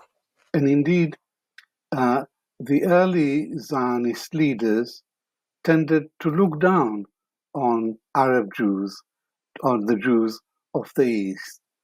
They tended to have an Orientalist view of Arabs as being a backward and primitive people, and the Jews of the Arab world were seen as not much better, slightly better, but not much better, as being rather backward and uneducated. And the Zionist leadership never paid much attention to the Jews of the Middle East until the Holocaust. The Holocaust removed the main reservoir of people for the Jewish state to be. And in the aftermath of the Holocaust, the Zionist leaders had to look for Jews from wherever they could find them, from all corners of the earth, to bring them to the newly born state of Israel, and that included the Jews of the Arab lands. I want to talk about that, but before I do, you write about Samuel Huntington's very specious theory of the clash of civilizations. Maybe the P word is just my cross to carry. For over 17 years, I really believed that this was a life sentence and something that I would just fight and struggle with forever, until I discovered a really simple process that's helped over 3,000 other men in 33 countries permanently quit. For the next 17 years of my life, what I did in the incognito tab made me feel like a hypocrite and a fraud as a husband, as a father, as a business owner, and a leader inside of our church. I felt trapped in this cycle of resisting temptation and then failing, resisting and failing over and over again. And the only thing that helped me break out of that cycle was a truth that I'm actually going to show you in scripture that helped me realize that the P word wasn't even my real problem. See, this controlling urge that I fought almost daily for over 17 years was actually just a surface level symptom of a much deeper root issue. And the same may be true for you. It's probably no coincidence that God placed this in front of you today, and I want to let you know that the only thing that I thank God for more than leading me to freedom is that He somehow convinced me to share my story of breaking free from secret sin on social media. I just wanted to answer a question that I wish somebody would have answered for me during the 17 years that I struggled with porn. If you want to break free from that, just like we helped over 2,200 people. See, a few years ago, I started using my Instagram account to share this connection on how controlling lust is actually just a symptom caused by a deeper root problem. And I started getting a ton of messages from other men asking me to help them identify and heal their own deeper root problem. And really long story short, years later, we now have over 1,800 documented success stories from men just like you who have permanently broken free using our root-focused process. All of these lights represent individual potential to change lives. And if you click on the link somewhere on this page and register to watch the video that has led over 2,000 other men just like you to permanent freedom, two things are gonna happen. One, you're gonna get some discreet emails from Unchained Leader that will break down the science of why people keep going back to behaviors that they don't want to. And number two, you're gonna get immediate access to the video I mentioned that will show you why nothing that you've tried has worked so far, what the root problems are and how you can find them, and the exact plan that has helped over 2,000 men permanently break free from controlling urges for the P word by identifying, understanding, and healing their real deeper root problem. One thing that I think that you and I can both agree on is that you wouldn't still be listening to me right now if God just placed this video in front of you today by coincidence. So go ahead and find that link on this page and click on it to register and watch this video before that link disappears. I'm confident that when you click on that link on this page and watch that video, there's gonna be this really powerful moment at some point in the video where you realize the message that you're hearing is a direct answer to your prayers, just like all of these people. At the age of 10, I was exposed to pornography. I was drinking every day. I'm smoking, and I'm addicted to porn and lust. The big lie the devil sold me was, you'll be able to stop this when you're older. Do you guys promise to never give up? Kept telling my wife, there's gotta be more. There's something else out there. And lo and behold, Caroline says to me, I've been following this guy on Instagram, and she finally got the courage to reach out to you. You guys all have a mission to change lives. I'm actually experiencing Christ like at a whole new level. The feeling of that is unbelievable. Individual potential to create a legacy. Again, the way your program is set up, we are literally both on the same path at the same time. It's a new marriage. I mean, our old marriage is dead. We're entering into a new, it's like the new temple. I want you to know that your Creator has called you to let your light shine. I thought getting married, this like would all go away. I had tried different things, but like they never brought me to this place of clarity. I just didn't want to do it anymore, bro. I didn't think I could. Within the first day, I felt the change. I shared with you, I've been through many programs. I've been through a lot of training. Like I've spent hundreds of thousands of dollars on training. And this is by far the most intentionally well-structured program that I've ever been through, ever. Are you a free man now? 100%. Man, I'm free. Just all of the shame, it was just all just like gone.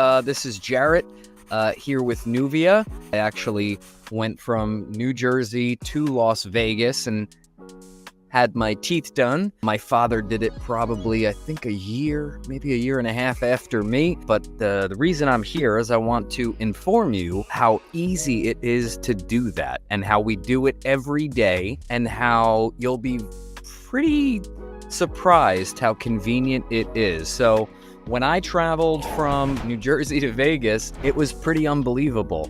It's a 2-day process. I mean, technically a 2-day process, but you know, first day you get in there and they take all these molds and you pick the color and the shape and they design your teeth. And then day 2, they do your surgery.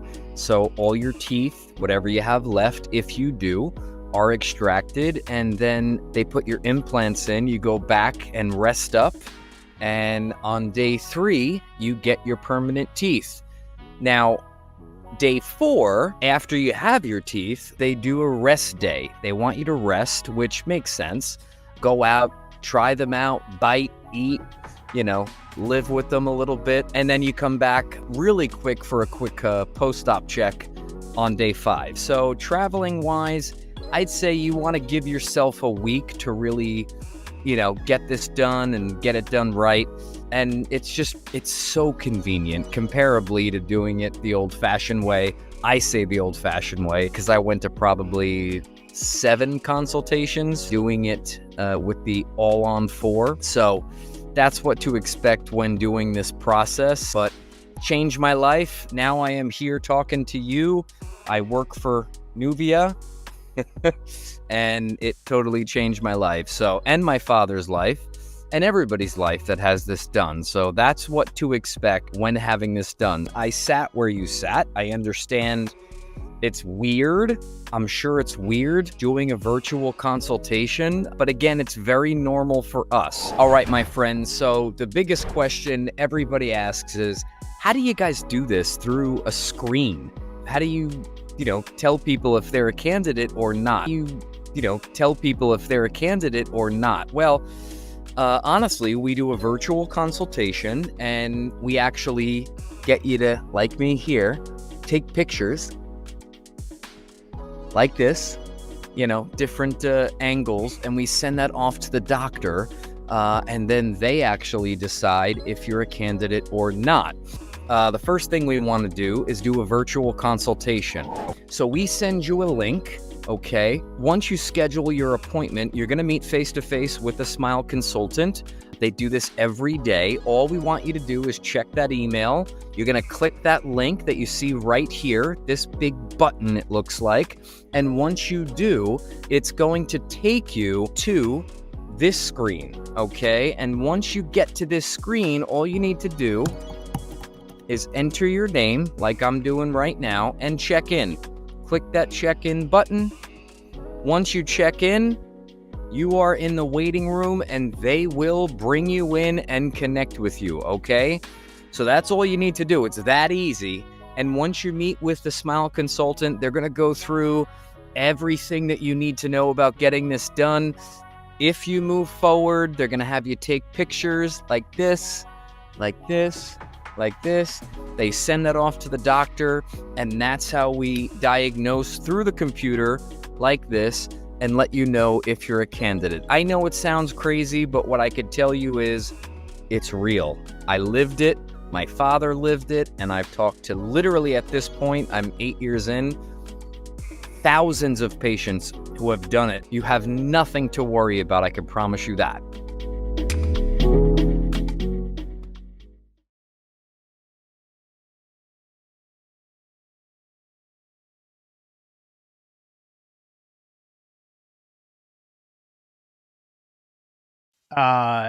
And how it implicitly rules out the possibility of a Jewish Arab identity.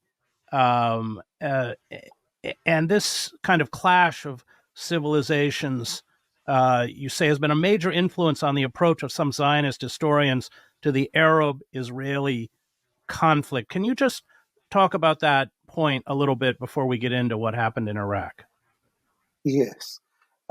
So after the fall of after the collapse of the Soviet Union, Samuel Huntington, the Harvard professor, propagated this notion of clash of civilizations. And in it, he argued that conflict after the fall of the Soviet Empire was no longer between nation states, but between civilizations, between cultures.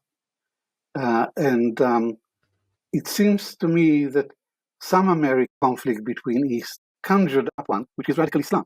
So now the conflict became not between nation states, but between the West and the rest, between the West and radical Islam. And interestingly, the original name for what became the global war on terror was the war against the war against radical Islam. This notion of clash of civilizations is really simplistic and superficial, and I'll go further. I'll say it's totally worthless, and it most certainly doesn't apply to the history that I lived through. My family and the Jewish community left Iraq not because of any cultural or religious reasons or clash with the rest of Iraqi society.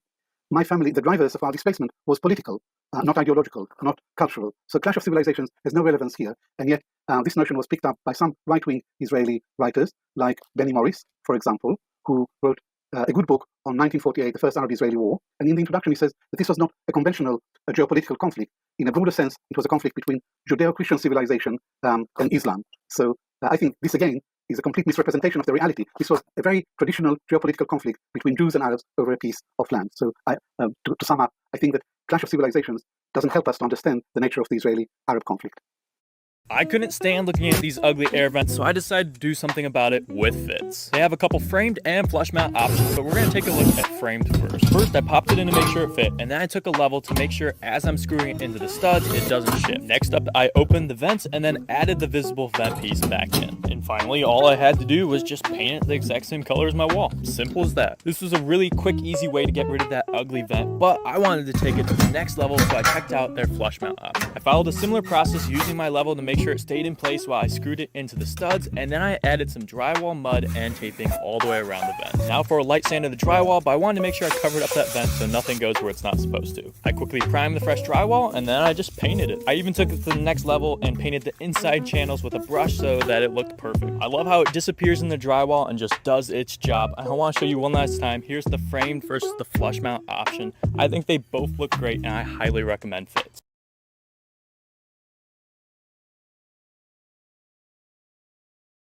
QC Roof Doctors has been in business in the Quad Cities locally since 2013. We are licensed and insured to handle all residential, industrial, and commercial applications of roofing. When you see our name, you know that there's quality behind it, and we put that at the forefront of our integrity. We are Quad Cities based and provide a real service to the community we live in. That's what we're about. Our work ethic makes us stand out among all the other roofing companies. We stand by our word, we stand by our contracts, we do what we say we're gonna do. We have project managers on all of our jobs that maintain contact with the homeowners as well as the labor crew. And have the willingness to go above and beyond for the customer. All of my guys truly care about their client. So what you've got is a company you can trust in, a company that's not going anywhere, a name that's gonna be here for generations to come. When your home is sick, QC Roof Doctors is here to make your home healthy. We are your roof doctor.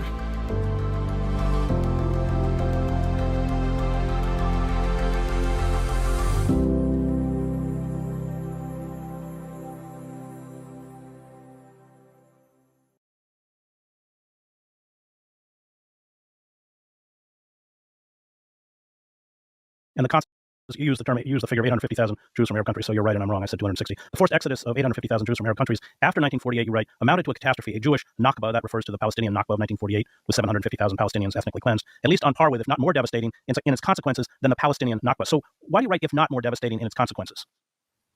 Here is where I differ from the Zionist narrative. The Zionist narrative says, in 1948, the Arabs attacked the infant state of Israel, and in the course of the war, three-quarters of a million Palestinians became refugees. They weren't pushed out. They left of their own free will or on orders from above. And at the same time, 850,000 Jews were driven out of the Arab world and ended up in Israel. And they were forced out by anti-Semitism. That was the driver of the displacement. So what you have is a double exodus. It's the theory of the double exodus, that in 1948 there was a Palestinian exodus from Palestine and a Jewish exodus from the Arab world to Israel. So in effect, there was a population exchange, and Israel doesn't owe the Arabs or the Palestinians anything. This is a very popular theory in the Israeli right, and it's one that Prime Minister Benjamin Netanyahu is very fond of and repeats at every conceivable occasion. This is the view that Israel is completely innocent. Israel was attacked. Israel is not responsible in any way for the Palestinian refugee problem. It's the Arabs who wronged the Jews, and Israel offered a safe haven to the Jews fleeing from persecution. So that's the view that is very popular in Israel, and one that Netanyahu purveys all the time. And as we speak, he's addressing a special session of the both houses of Congress. And I suspect that he'll be putting forward this Zionist view of the history of the conflict. Let's talk a little bit about the process of pushing Jews in the Middle East into or forcing them to flee from Iraq. And you did quite a bit of research. There were 5 bombings, as I mentioned in the introduction, into finding out who was responsible for those bombings, which turned the kind of trickle of Jewish refugees from Iraq into a stampede. But talk about your research. It's something that in the book you say has kind of obsessed you as a historian throughout much of your career. In 1950, there were 135,000 Jews. I knew this from my family and my relatives, that Israel, not when I became a historian, but when I was a child. When I became a historian in 1982, when I spent a sabbatical year in the Israel State Archives in Jerusalem, I ordered a file called Iraq 1950, and I was told this file was closed. I asked the state archivist, why is it closed? Because more than 30 years have elapsed. And he said to me, I'll check. And the next day he said to me, because in this file there are some Mossad documents. And I thought, aha, there are Mossad documents. That's why they're trying to hide the truth. And I said to him, why don't you remove the Mossad documents and leave the Foreign Ministry documents? And he said, I'll check. The following day he came back to me and said, I'm sorry, the whole file is closed and I cannot release any of the file. And I thought to myself, it's possible that there is a smoking gun in this file, which is why they don't want to release it. But I'm a historian. I'm not a conspiracy theorist. So I suspended judgment until I started work on my autobiography. And then I came across two sources of evidence which implicate Israel in the bombings, in 3 out of the 5 bombs. One source was Yaakov Karkukli, an elderly Iraqi friend of my mother, who was in the Zionist, he was an activist in the Zionist underground, and he told me in great detail about their activities, about the bribes they paid, about the documents they forged, about the action to accelerate, to enable first the illegal migration from Iraq, and then after 1950, the legal migration. Because in 1950, the Iraqi passed a law that said any Iraqi Jew wants to leave, has a year to register and they can leave the country. So he was one source, and he said to me that he had a colleague named Yosef Basri, who was responsible for 3 out of the 5 bombs. And he told me that his controller, Basri's controller, was an Israeli intelligence officer called Max Binet, who was based in Tehran, because in those days, the Shah's Iran had covert relations with Israel. So Max Binet was a controller. You know I love my little Amore very much, but recently I found something else that I love. New puzzle game, Royal Kingdom, from the makers of Royal Match. It's new, it's free, and we love to play it whenever we have a moment, because the more puzzles we complete, the quicker we expand our kingdom and unlock new kingdoms to explore. And there are never any ads to get in our way. I think it's fair to say that we're killing it. Isn't that right, Amore? And she kissing me. Shall we take a look at our friends' leaderboard? I'm beating you. I'm beating you. I'm beating you. What? You took my #1 spot away from me. What's that, Amore? You want a wee-wee on his phone and ruin it? And then we can take our rightful place at the top of the leaderboard? No, we could never do that. Drink lots of water, hydrate. Of Basri, who was responsible for the 3 bombs. That's one source of evidence, but we all know that there are pitfalls in oral evidence. The other piece of evidence is an Iraq police report, 1 page, that Karkukli gave me, which names Basri and his assistant, Shalom Salah Shalom, and it reports what they said in the interrogation after they were captured. So I now have both oral history and hard evidence, and I think that together they make incontrovertible evidence that Israel had a hand in the bombs that were intended to frighten the Jews and precipitate the exodus from Iraq to Israel. And Binet ends up in Cairo, also apparently overseeing terrorist activities against Western targets during the regime of Nasser, and commits suicide in a jail cell. So this tactic was of terrorism. Zionist-sponsored terrorism was not limited to Iraq. This is a really crucial point, that the bombings in the streets of Baghdad in 1950-51 were not a one-off operation. It was a false flag operation, but it was part of a pattern of Zionist false flag operations in the Arab world. And the other significant false flag operation is the one you just mentioned. In Israel, it's called the Mishap. And the Mishap, or the Lavon affair. Pinchas Lavon was the Israeli defense minister in 1954, when a ring of Jewish Egyptian spies and saboteurs were caught red-handed when a bomb in a cinema exploded prematurely, creating smoke, which led up to the rounding up of the whole ring. And the purpose of this operation was to create bad blood between the newly installed Nasser regime and the West, to say to the West that the Nasser regime was unreliable. Britain had just signed an agreement to withdraw from the Suez Canal zone, and this was intended to force Britain to remain in the Suez Canal zone. The leader of this ring was old acquaintance Max Binet. He was caught, and he committed suicide in an Egyptian prison. He committed suicide after he heard that the Iraqi government had requested his extradition to Iraq because of the things that he did in 1950-51. So this is the conclusion that I draw, that false flag operations are not one-off in Iraq, but they are part of the Zionist strategy of dealing with the Arab world. And I'll make one other point. This is a terrible thing to do, what Israel did in both instances. It's to send an Israeli intelligence officer to recruit decent Iraqi Jews and to turn them against their country, to turn them into spies, and worst of all, to turn them into terrorists. So this is Israel sponsoring terrorism by Jews against other Jews in Arab countries. It's a terrible indictment of Israel. Well, we should also be clear that the Israeli Mossad or underground shipped all sorts of weapons and explosives into Iraq and hid them in synagogues. They did. And after Basri and his assistant Shalom Salah Shalom were caught, Shalom was the one who handled the slicks. So he took the Iraqi police to the synagogue where they had weapons and a transmitter, and to all the hiding points in all the Jewish houses. And it amounted to a very substantial lot of weapons, hand grenades, so the Zionist movement was responsible for all this. And you could justify it by saying that they were training local Jews for self-defense, but you cannot possibly justify using these weapons, these hand grenades, the TNT, for terrorist operations to frighten the Jews. My Zionist critics say Some deny altogether. They say that I invented this story, that Israel had no hand whatsoever in these bombings. Others say, yes, they may have had a hand, but the Exodus happened not because of the bombs, but because of anti-Semitism, because of official persecution of the Jews. This is what drove the Jews out. Now, it's not part of my argument that the bombs were the critical factor in the Exodus. I accept that official persecution was the main reason for the Exodus. But the bombs were a factor. They have to be taken into account. And if I knew for certain that not a single Iraqi Jew left Iraq to Israel because of the bombs, I would still say this operation, this false flag operation, is a terrible indictment of the state of Israel, because Israel was created to provide a safe haven for Jews fleeing persecution. Israel was not established in order to destabilize and frighten and create insecurity for the Jews of the diaspora. Although, am I correct that after the bombings, the numbers of Iraqi Jews who decided to flee to Israel increased exponentially? Yes. In March 1950, when the law was passed allowing the Jews to leave, only a few thousand chose this option. The majority preferred to stay. And the Exodus, and then the number of Jews who registered to leave kept increasing throughout that year. And the bombs, you can correlate the bombs with the spike in the number of Jews who left. But I emphasize, it's not part of my argument that the bombs were the main reason for the Jews leaving Iraq. The Exodus was a complex process, and there are many factors. And this is one factor that I have highlighted and for which I provided incontrovertible evidence. And we should be clear that after the creation of the State of Israel in 1948, many Arab governments did begin to discriminate and persecute their Jewish minorities, branding them, whether they were Zionist supporters or not, as kind of fifth column within their own country. Undoubtedly, indisputably, this is so. But the reason for that change also has something to do with Zionism. Zionism gave the Jews a territorial dimension for the first time in 2.5 millennia. Zionism led to the creation of the State of Israel in 1948. It achieved its principal goal. There was now a Jewish state. And for any Arab who didn't like Jews, this was an excuse to try and get rid of them. In Iraq, there was the Istiqlal Party, which was a right-wing nationalist party, which was anti-Semitic, anti-Jewish, and it called for the confiscating the property of Iraqi Jews and for expelling them. There were right-wing parties in other Arab countries.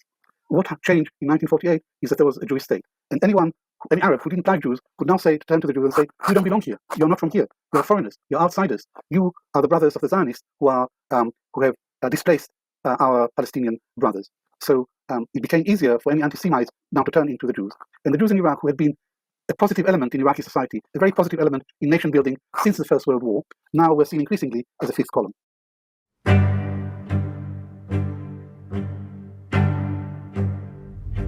Good day. I am Richard Henry Lee of Virginia. I stood in the pews at St. John's Church when Patrick Henry cried, "Give me liberty or give me death." He and I believed that it was time for Virginia to lead, and we did. On June 7, 1776, I rose in Congress and declared, "These united colonies are, and of right, ought to be free and independent states." John Adams seconded. Congress postponed a debate till July 1st, but the words stood. A committee, led by Jefferson, shaped the Declaration from my resolution. Though absent for the final vote, I returned to sign the document that began our nation. I would go on to help draft the Articles of Confederation and serve as President of Congress. A man who loves liberty should never grant to rulers an atom of power that is not necessary for the safety and well-being of society. It is now yours to guard that liberty and grant to no government more power than is truly necessary.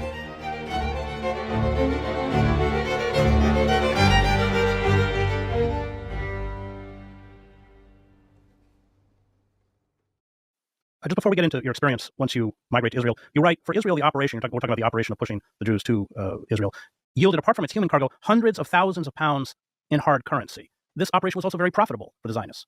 It was profitable because the laws that allow Jews to leave the country allowed them to leave with only 50 dinars. And when they arrived in Israel, they arrived with 125,000 of them. So multiply 125,000 by 50 dinars. This is in 1950-51, when Israel was very short of hard currency, and this was a major source of hard currency.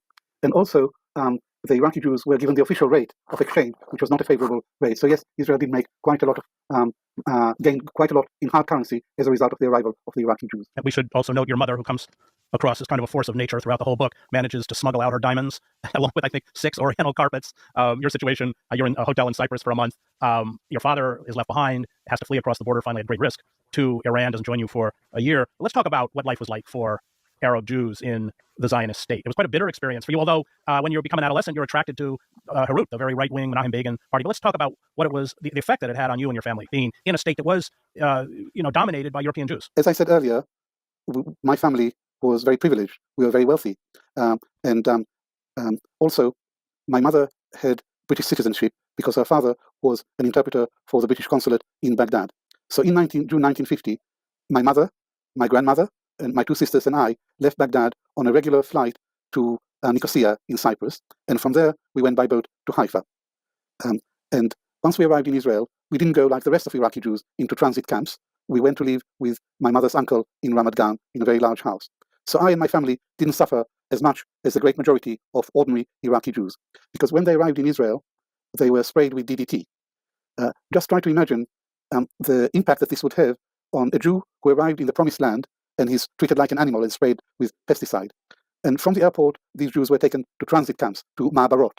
And the conditions in the Ma'abarot were very, very dire. There were tents, there were shacks, sanitation was very poor, the food was inadequate and of very poor quality. But most of all, there was the cultural shock of arriving in a new country with a different language. And the managers of the Ma'abarot were all Ashkenazi Jews. They didn't have a clue about who these newcomers were. They had no idea of their status, their qualifications, their achievements in Iraq. They thought that these people, instead of complaining, should be grateful for everything that was done for them. So this was a very shaky start for the Iraqi Jews in Israel. Well, you make the point in the book that oftentimes the Arab Jews, especially the women, were far better educated than the Ashkenazi or European Jews who looked down on them. You're writing about the Zionist leadership. They simply had no understanding of the customs, culture, or aspirations of Iraqi Jews. They thought of them as backward and primitive and expected them to take their place at the bottom of the social hierarchy and be grateful for whatever they were given. The Olim came from 9 different Arab countries, but for the transit camp managers, they were all the same. And then you write, the Israeli establishment was bent on suppressing the Arab culture and erasing the identity of Oriental Jews by forcing them into a European Ashkenazi melting pot. David Ben-Gurion, the first prime minister, referred to the immigrants of the East as savage hordes, and Abba Eban, who I knew, stated that the goal must be to instill in them a Western spirit and not let them drag us into an unnatural Orient. This Orientalism was rampant, and you experienced this in school, although you end up finally at the University of Cambridge in England and are a noted scholar. That didn't color your early experiences where there was open hostility to you as an Iraqi Jew. Indeed. And as a boy, I had a sense of inferiority because I was an Iraqi boy, because I was an Iraqi. Itzhak Bar Moshe, a distant relative of mine, wrote many books, and one of them was about the departure from Iraq, about this period. And he says, we left Iraq as Jews and we arrived in Israel as Iraqis. And this was true for me and my family. In Israel, we felt out of place. We felt that we didn't belong. My father never really mastered the Hebrew language. And Aliyah, immigration to Israel, is described as Aliyah, which literally means ascent. So you ascent to Israel. But in our experience, the move from Iraq to Israel was a steep Yeridah, a steep descent from a high status in Iraq to the margins of Israeli society. So yes, there was this Orientalist attitude on the part of the Israeli leadership, and there was really no getting away from that. My sense of inferiority governed my relationship with Israeli society. And it's only many years later that I began to make sense of my life in Israel and why I did so badly at school. And one thing that I learned as a scholar and didn't understand as a schoolboy was that the Ashkenazi elite has also pursued a systematic process of de-Arabization of the Arab Jews. The whole educational system was geared to de-Arabization of the Jews from the Arab countries and turning them into new Israelis. But part of that was the erasing of our history.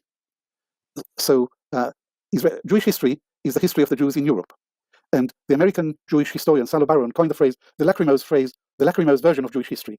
That is to say, Jewish history is a never-ending cycle of persecution, discrimination, violence, and hostility culminating in the Holocaust.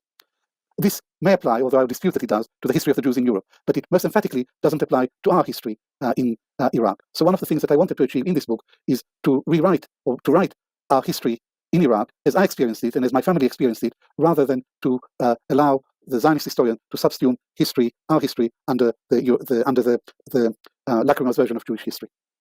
Let's talk about your attraction to Herut Menachem Begin, who carried out terrorist activities in the lead up to the Israeli state against the British and against the Palestinians, as well as your national service in the Israeli Defense Force, which both of those two experiences push you very close to embracing the Zionist narrative. But let's begin with Begin, because he was certainly no friend of the Arab world. I mean, he had a great strain of racism within Herut, and yet as somebody within Mapai was the ruling Labour Party, but it was European dominated. But talk about that attraction to the far right and then your experiences in the IDF.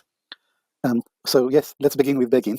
who was an extreme right-wing nationalist, and he had nothing to offer Oriental Jews on the socio-economic front because he supported capitalism and his domestic agenda did not appeal or should not have appealed to poor, impoverished Oriental Jews. What he did have was nationalism. And also, he was a spellbinding orator. And the way he addressed me and the crowds in the main square in Ramat Gan who came to hear him was, he said to us, we are brothers, we are equal, we are all patriotic Israelis. What we're up against is the Mapai elite, the labor elite. It's they who look down on you. I don't look down on you. So he played on our sense of alienation, and he exploited the arrogance of the Mapai elite. And that's how he reached us. And Oriental Jews, because we were outsiders, had a tendency to want to belong. We wanted to establish our nationalist credentials. That's why we were attracted to Menachem Begin and his brand of Zionism. Very similar to Trump. Many of dispossessed people feeling that he expresses their grievances, even though, of course, it's a kind of route to their own enslavement. Let's talk about the IDF. And you talk about the Six-Day War as being kind of the height of your... You make a very good point, by the way, in the book about the difference between patriotism and nationalism, that nationalism needs enemies. That's what defines nationalism. But let's talk about your experience in the IDF and its effect on you. I was inducted into the IDF when I was 18, and that was the height of my identification with Zionism and the State of Israel. There is extensive academic literature on nationalism. In particular, there is Benedict Anderson's book on Imagined Communities. But I felt nationalism in my bones as a boy. I knew what it means.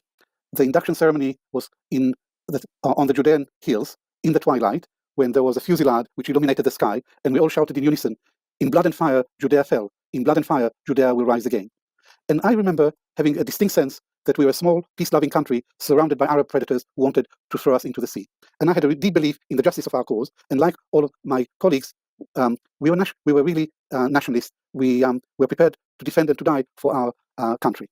But that was the high point of my identification with the Zionist project. When the Six-Day War broke out in June 1967, I was a history student at Cambridge, and my disenchantment with Israel began slowly from that period onwards, because the Six-Day War was a turning point in the history of the Middle East, but it was also a turning point in my personal history, because I'd served in the mid-1960s proudly and loyally in the IDF, because I thought at that time that it was true to its name. It was the Israel Defense Forces. But after the victory in 1967, Israel trebled its territory. It captured the Golan Heights, the West Bank, and Sinai, and Israel became a fully-fledged colonial power, and the IDF was transformed from a regular army into the brutal police force of a brutal colonial empire. So that's the beginning of a long process of disenchantment with Israel and Zionism.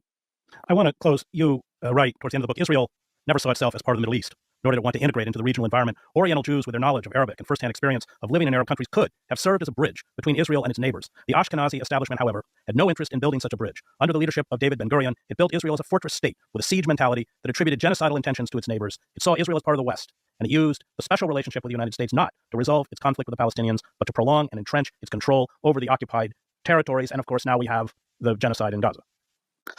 The founding fathers of Israel never thought of Israel as part of the Middle East. Zev Jabotinsky portrayed the Jewish state as holding the wall between Europe and Eastern barbarism. Theodor Herzl, the visionary of the Jewish state, also regarded the Jewish state as part of Europe, culturally, spiritually. David Ben-Gurion, the first prime minister, once said, "It's only as a result of a geographical accident that we find ourselves in the Middle East. Our values and our culture makes us part of the West." And Israel's geopolitical orientation has always been to be part of the West. Israel, from Ben-Gurion to Benjamin Netanyahu, Israel has always resisted integration into the region. And Netanyahu is an extreme example of an Islamophobe, of someone who hates Arabs, as someone who doesn't want to have anything to do with the Arab world, who believes only in Israeli domination over the Palestinians and over the Arabs. And I naively used to hope that the Mizrahim, the Arab Jews, could serve as a bridge between Israel and its neighbors. But as I wrote in my book, Israel's Ashkenazi leadership was not interested in building bridges. It was only interested in Israeli hegemony and domination. So the Arab Jews never served as a bridge, but that is not to say that they're not capable of serving as a bridge. And in my book, in the epilogue, I say that my own experience of living among Arabs encourages me to believe that this polarization, this division that Israel has brought about is not inevitable, that something that happened in the past that I hope would still be, my experience enables me to think outside the box, to think of a better future for our region than the present dismal state when Israel is conducting a war against the Palestinians and is perpetrating genocide in Gaza. I still believe that a better future is possible, and it should be a future that reverts to the past, to the cosmopolitanism, to the pluralism, and to the coexistence between Muslims and Jews that used to exist before the State of Israel was established. You write at the end of the book, the outcome I've come to favor is one democratic state between the River Jordan and the Mediterranean Sea with equal rights for all its citizens, regardless of ethnicity or religion. This is the democratic one-state solution, which you've had students on university campuses in the United States who have been arrested for using that term, the river to the sea. But you don't embrace, as I do not, the two-state solution, and you hold out this one person, one vote, this democratic state. I used to support the two-state solution, but Israel has killed it. Israel has killed the two-state solution with settlements, ever-expanding settlements, by the annexation of East Jerusalem, by building a security wall on the West Bank that effectively annexes a large chunk of the West Bank to Israel. So what is left is Arab Palestinian enclaves on the West Bank, surrounded by the Israeli settlements and military bases. That's not a basis for a viable state. It's become fashionable to say that the two-state solution is dead. I would say that the two-state solution was never born because no Israeli government since 1967 has offered a formula for a two-state solution that would be acceptable to the most moderate Palestinians. And secondly, no American administration has ever pushed Israel towards a two-state solution. That's why I've moved towards adopting the one-state solution as the only democratic solution. And our students in Oxford have used the slogan "From the river to the sea." I've supported them all along against the university authorities who called the police and disbanded them. The students gave me a T-shirt with the university the logo that says "From the river to the sea." In America, you may be arrested for this slogan, but what it means to me is not the dismantlement of this. What it means to me is equal rights for all those who live between the river and the sea. Equal rights, that's an essential element of democracy, and also freedom for all from the river to the sea. This is the exact opposite of the present situation when Israel has an apartheid regime over the whole of mandatory Palestine, and the Israeli government is increasingly overtly racist, and the Israeli government today rejects the one-state solution, and it's a Jewish supremacist and an apartheid state, and this situation is completely unacceptable to me. That's why I uphold the noble vision of one state with equal rights for all its citizens. Great. That was Professor Avi Shlaim on his remarkable book, Memoir 3 Worlds. I want to thank the production team, Sophia, Thomas, Diego, and Max. You can find me at chrishedges.substack.com.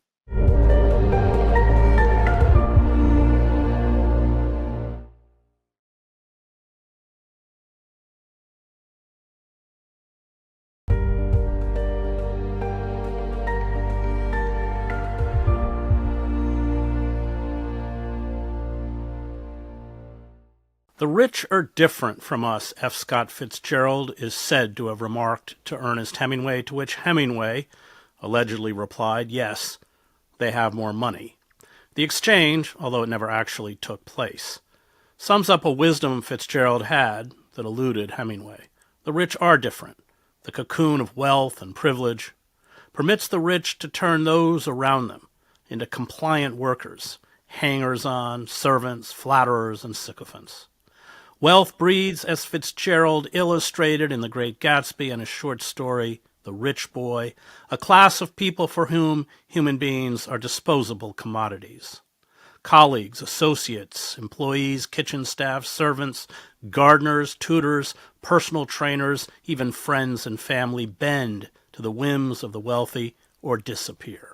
Once oligarchs achieve unchecked economic and political power, as they have in the United States, the citizens, too, become disposable.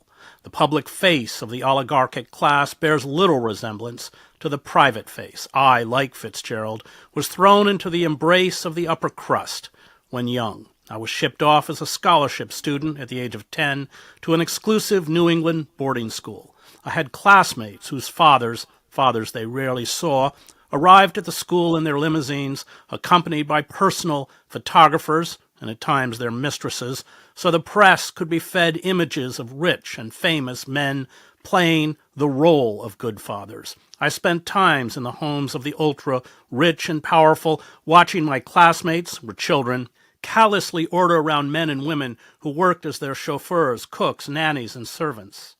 When the sons and daughters of the rich get into serious trouble, there are always lawyers, publicists, and political personages to protect them. George W. Bush's life, along with Donald Trump's, is a case study in the insidious affirmative action for the rich. The rich have a snobbish disdain for the poor despite well-publicized acts of philanthropy and the middle class. These lower classes are viewed as uncouth parasites, annoyances that have to be endured, at times placated, and always controlled in the quest to amass more power and money. My hatred of authority, along with my loathing for the pretensions, heartlessness, and sense of entitlement of the rich, comes from living among the privileged. It was a deeply unpleasant experience, but it exposed to me their insatiable selfishness and hedonism. I learned as a boy who were my enemies. The inability to grasp the pathology of our oligarchic rulers is one of our gravest faults.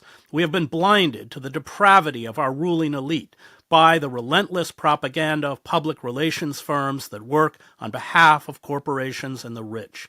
Compliant politicians, clueless entertainers, and our vapid, corporate-funded popular culture, which holds up the rich as leaders to emulate and assures us that through diligence and hard work we can join them, keep us from seeing the truth.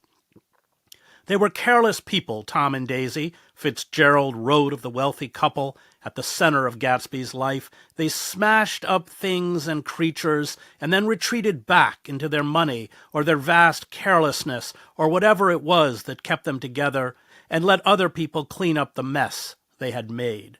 Aristotle, Machiavelli, Alex de Tocqueville, Adam Smith, and Karl Marx all began from the premise that there is a natural antagonism between the rich and the masses. Those who have too much of the goods of fortune, strength, wealth, friends, and the like are neither willing nor able to submit to authority, Aristotle wrote,